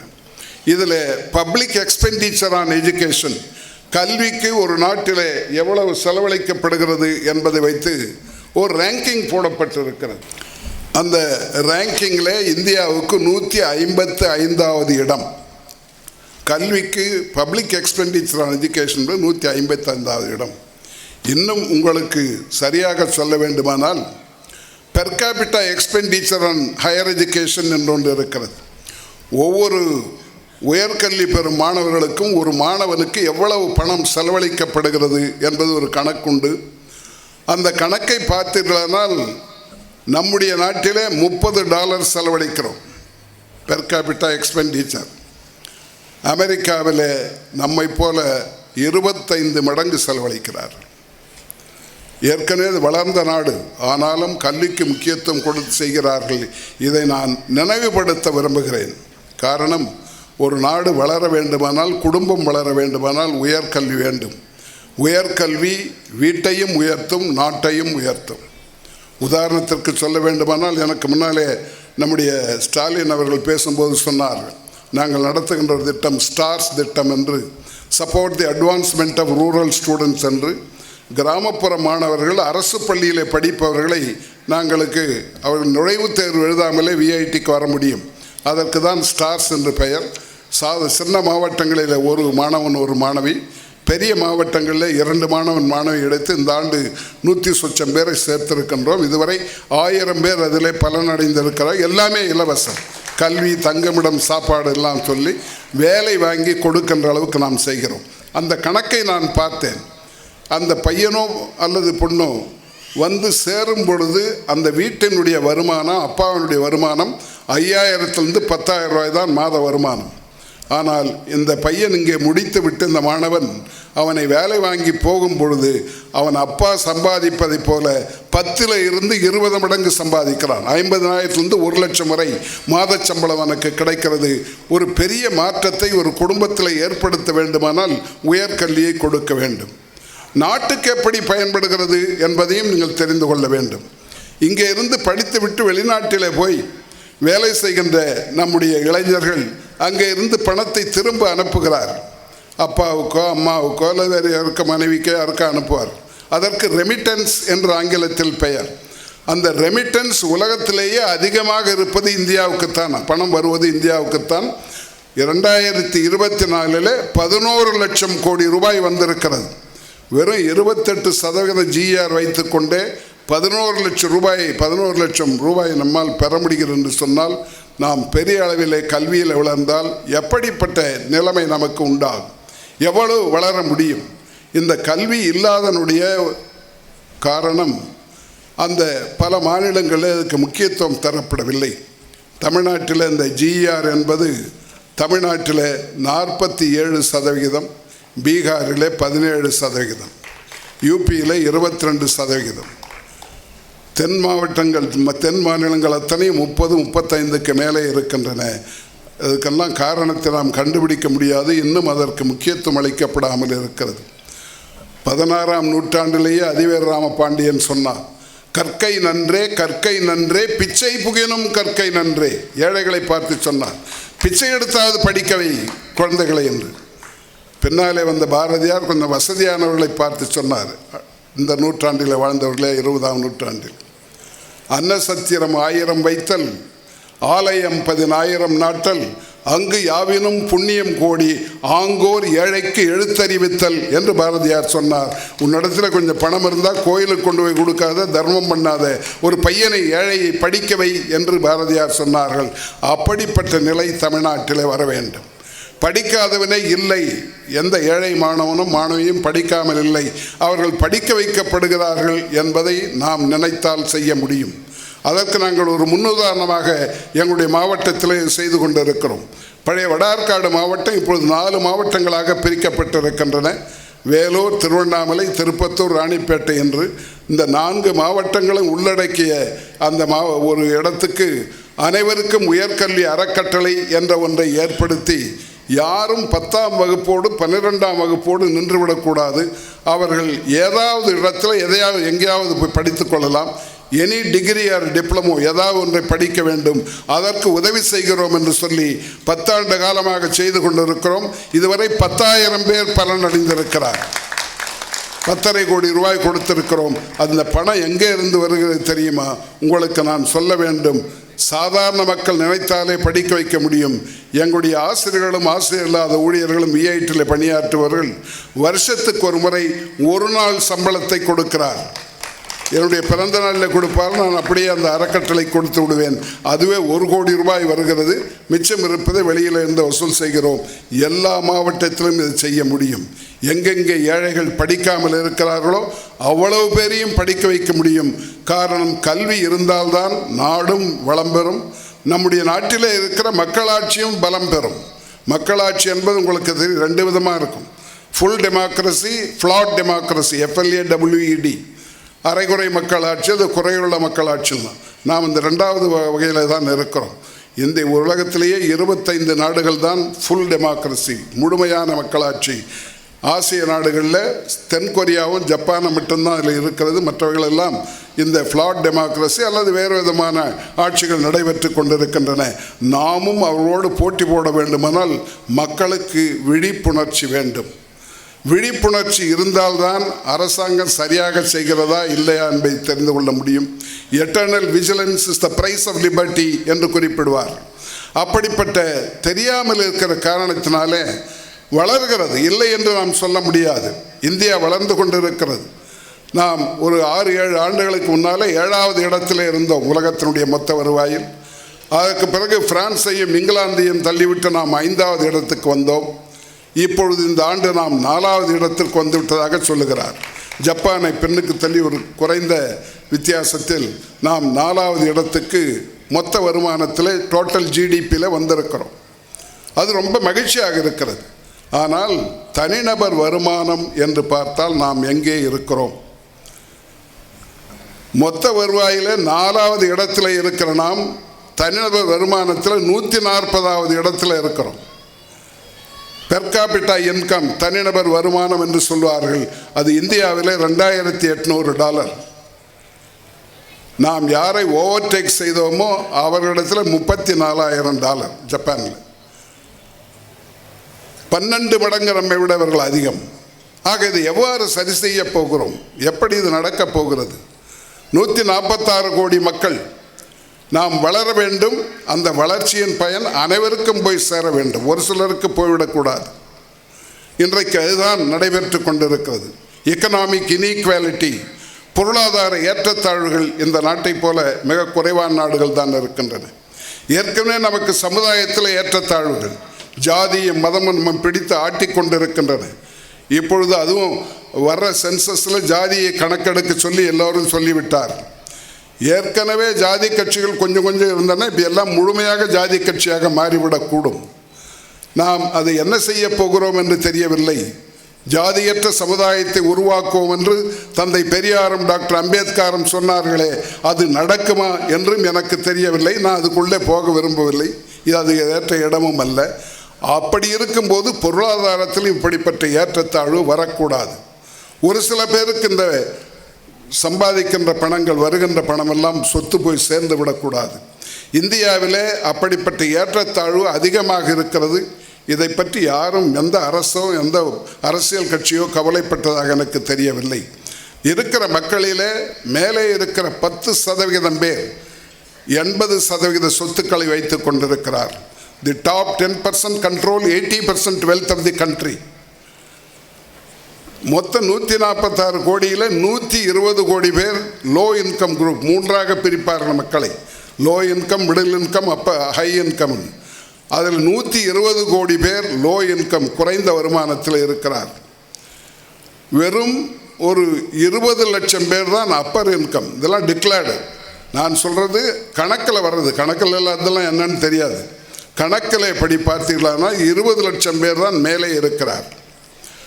அந்த 20 லட்சம் பேர் போக மிடில் கிளாஸ் இருக்கிறது. அதில் lower middle class, upper middle class என்று வருமானத்தை வைத்து பிரிக்கிறோம். இவருக்கு என்ன மாத வருமானம் அப்படி பார்த்தீங்கன்னா, மேலே இருப்பவர்களில் ஒரு 90 லட்சம் பேருக்கு ஆண்டொன்றுக்கு $250 கோடி கிடைக்கிறது, 50 லட்சம் ரூபாய் கிடைக்கிறது. இன்னொரு 9 லட்சம் பேருக்கு $2 கோடி கிடைக்கிறது ஆண்டொன்றுக்கு. ஒரு 10,000 பேருக்கு $10 கோடி கிடைக்கிறது வருஷத்துக்கு. இன்னொரு 9,000 பேருக்கு $50 கோடி கிடைக்கிறது. இதுதானா என்று சொன்னால் அதில் அதை விட முக்கியமான ஒன்று, ஆங்கிலத்தில் பில்லியனர் என்று சொல்வார்கள், பெருங்கோட்டீஸ்வரர்கள். பணம் சேர சேர அவன்லாம் நம்ம கடவுளாக்கிடுவோம். பணம் கோடீஸ்வரன் தான் ஈஸ்வரன் தான், கோட்டீஸ்வரன், பெருங்கோட்டீஸ்வரர்கள். பில்லியனர்னு சொன்னால் $1 பில்லியன் வச்சிருக்கணும். அதாவது 8,500 கோடி ரூபாய் இருந்தால் அவன் ஒரு பில்லியனர். அது மாதிரி பில்லியனர்கள் 2000 இந்தியாவில் 9 பேர் இருந்தார். Total number of billionaires was 9. இந்த 24 ஆண்டுகளில் அது 284 வளர்ந்திருக்கிறது. அவர்கள் வளர்வதில் நமக்கு ஆட்சேபம் இல்லை. ஆனால் அந்த பணம் எங்கே போய் சேர வேண்டும், அதெல்லாம் ஒரு சில பேருக்கு போய் சேருகிறது. லட்சக்கணக்கான கோடி ரூபாய் அவரிடத்தில் இருக்கிறது. உங்களுக்கு தெரியும் அந்த 2 பேர்கிட்ட எவ்வளோ இருக்குன்னு. ஒருத்தர்கிட்ட 8 லட்சம் கோடி இருக்குது அம்பானி கிட்ட, அதானி கிட்ட 5 லட்சம் கோடி இருக்கு. அவர் முயற்சி பண்ணுறார் அவரை எட்டி பிடிப்பதற்கு. இப்படி இந்த நாட்டிலே மக்களுக்கு தெரியாமல் இவைகளெல்லாம் நடைபெற்று கொண்டிருக்கின்றன. அரசியல் கட்சிகள் இதுவரை நாடாளுமன்றத்தில் அதை பற்றி பேசியதே நான் இருந்ததாக தெரியவில்லை. எந்த சட்டமன்றத்தில் அதை பற்றி பேசியதாக தெரியவில்லை. அதற்கு காரணம் மக்கள் இன்னும் அறியாமையில் இருக்கிறார்கள் என்றுதான் நான் கருதுகிறேன். இது மாற வேண்டும். கல்வியை கொடுத்தவர்களை மாற்ற வேண்டும். உயர்கல்வி எல்லோருக்கும் கிடைக்க வேண்டும். சைனாவில் கிடைக்கும் போது ஏன் இந்தியாவில் கிடைக்கக்கூடாது? 1990 அவர்களை விட நாம் மேலே இருந்தோம். அவர்களை விட, சீனாவை விட 1990 நாம் $50 அதிகம் தனிநபர் வருமானம். இன்றைக்கு நம்மை விட அவர்கள் $12,000 அதிகமாக இருக்கிறார். அப்படிப்பட்ட நிலைமை வந்ததற்கு காரணம் கல்வியும், அதே நேரத்தில் வேலை வாய்ப்பு கிடைக்க வேண்டும், ஒழுங்காக வேலை பார்க்க வேண்டும், டிசிப்ளின் வேண்டும். அது நம்முடைய நாட்டில் குறைகிறது. இதை மாற்றி அமைக்க வேண்டும். அதற்கு இளைஞர்கள் தான் இந்த காரியத்தை செய்ய வேண்டும் என்று நான் விரும்புகிறேன். அவர்களால் முடியும். அவர்கள்தான் நாளைய தலைவர்களாக வரப்போகிறவர்கள். அரசாங்கத்தில் இருந்தாலும், தனியார் துறையில் இருந்தாலும், அரசியலில் இருந்தாலும், எங்கே இருந்தாலும் நாளைக்கு அவர்கள்தான் தலைவராக வரக்கூடியவர்கள். இந்த நிலைமையை மாற்றி அமைக்க வேண்டும். ஆக்ஸ்ஃபாம் என்ற ஒரு நிறுவனம் இருக்கிறது இங்கிலாந்தில். அவருடைய கணக்குப்படி இந்தியாவில் 23 கோடி பேர் வறுமை கோட்டுக்கு கீழே வாழ்ந்து கொண்டிருக்கிறார்கள் என்று அவர்கள் சொல்லியிருக்கிறார். 23 crores of people are living below poverty line. ஆனால் நம்முடைய நிதி ஆயோக் அது 23 கோடி அல்ல 13 கோடி என்று சொல்லி இருக்கிறது. 13 கோடி பேர் இன்னும் வறுமைக்கு கோட்டு கீழே வாழ்ந்து கொண்டிருக்கிறார்கள். முழுமையாக 3 வேளை சாப்பாடு கிடைக்காதவர்கள் அர்த்தம். இவர்களுக்கு என்ன செய்ய போகிறோம்? இவர்களை மாற்ற வேண்டாமா? அதை மாற்ற வேண்டுமானால் அவர்களுக்கு கல்வியை கொடுக்க வேண்டும். வெறும் இலவசம் கொடுத்து அவர்களெலாம் மேலே வரமாட்டார்கள். இலவசம் கொடுத்து அதை கொஞ்ச நாளைக்கு செலவு பண்ணி முடிச்சுடுவாங்க. அவர்களுக்கு முழுமையாக நிரந்தரமாக மேலே கொண்டு வருவதற்கு அவர்களுக்கு கல்வியை கொடுத்து வேலைவாய்ப்பையும் கொடுத்து அவர்களுக்கு சம்பாதிக்கின்ற வாய்ப்பை ஏற்படுத்தி கொடுத்தால் எல்லோரும் வர முடியும். உலகெங்கு நமக்கு வேலை வாய்ப்பு இருக்கிறது. நான் அதை உங்களுக்கு சொல்ல விரும்புகிறேன். என்னுடைய விஐடி மாணவர்களை இன்றைக்கு 84 நாடுகளில் வேலை பார்த்து கொண்டிருக்கிறார்கள். நன்றாக இருக்கிறார். நான் எந்த நாட்டுக்கு போனாலும் முதல் செய்கிற வேலை அவர்களை போய் பார்த்து பேசிவிட்டு வருவது தான். ஒன்றே ஒன்று, நாம் கொடுக்கின்ற கல்வி தரமான கல்வியாக இருக்க வேண்டும். அந்த வேலை வாய்ப்புக்கு என்னென்ன அந்த கம்பெனிகள் எதிர்பார்க்கின்றன என்பதை இங்கேயே அவர்களுக்கு சொல்லித்தர வேண்டும், பயிற்சி அளிக்க வேண்டும். சில பேர் புதிதாக மொழி தெரிந்திருக்க வேண்டும் என்று சொல்கிறார்கள். சென்ற ஆண்டு எங்களோடு வந்த ஜெர்மனியினர், நாங்கள் பிகாம் படித்தவர்கள், பிபிஏ படித்தவர்கள் எடுத்துக்கொள்கிறோம், ஆனால் அவர்களுக்கு ஜெர்மன் மொழி தெரிந்திருக்க வேண்டும் என்று சொன்னார்கள். ஏற்கனவே ஜெர்மனி நாங்கள் சொல்லிக் கொடுத்து கொண்டிருக்கிறோம். இதற்காக இன்னும் தனியாக 2 பேரை சேர்த்து ஜெர்மன் மொழியை சொல்லிக் கொடுத்திருக்கிறோம். ஜப்பானில் இருந்து வந்தவர்கள் நாங்கள் ஆளை எடுத்துக்கொள்கிறோம், ஆனால் அவர்களுக்கு குறைந்த அளவு ஜப்பானீஸ் தெரிஞ்சிருக்க வேண்டும் என்று சொன்னார்கள். ஜப்பானிய மொழியை கற்றுக் கொடுத்திருக்கிறோம். நான் இளைஞர்களை கேட்டுக்கொள்வது, எந்த மொழி மேலே கீழே என்பது அல்ல, எது நமக்கு சோறு போடும், எது நமக்கு வேலை வாய்ப்பு உருவாக்கும் என்று பார்த்து நீங்கள் படிக்க வேண்டும் என்று நான் கேட்டுக்கொள்கிறேன். இதை அரசுகள் முடிவு செய்வதை விட பெற்றோர்களும் மாணவர்களும் முடிவு செய்ய வேண்டும் என்று இந்த மொழி பிரச்சனை விட்டுவிட்டு அவர்களுக்கு எதிர்காலம் சிறப்பாக அமைய வேண்டும். அவர்கள் சிறந்த வாழ்க்கையை அவர்களுக்கு கொடுக்க வேண்டுமானால் கல்வியும் கொடுத்து வேலை வாய்ப்பையும் கொடுக்கின்ற ஒரு திட்டத்தை செய்ய வேண்டும். ஜிடி நாயுடு அவர்கள் அன்றைக்கே சொன்னார்கள், எல்லோரும் தொழிற்கல்வியை படிக்க வேண்டும், அதனாலே வேலை கிடைக்கும் என்று சொன்னார்கள். அதை இன்றைக்கு நான் வலியுறுத்த விரும்புகிறேன். இந்த அருமையான புத்தக திருவிழாவிலே அப்படிப்பட்ட மேதையின் பெயராலே இந்த விருது வழங்கப்பட்டது மிகுந்த மகிழ்ச்சி அளிக்கிறது. திரு ஸ்டாலின் குணசேகரன் அவர்களுக்கும் அரசுக்கும் நன்றியை சொல்லி முடிக்கின்றேன். வணக்கம்.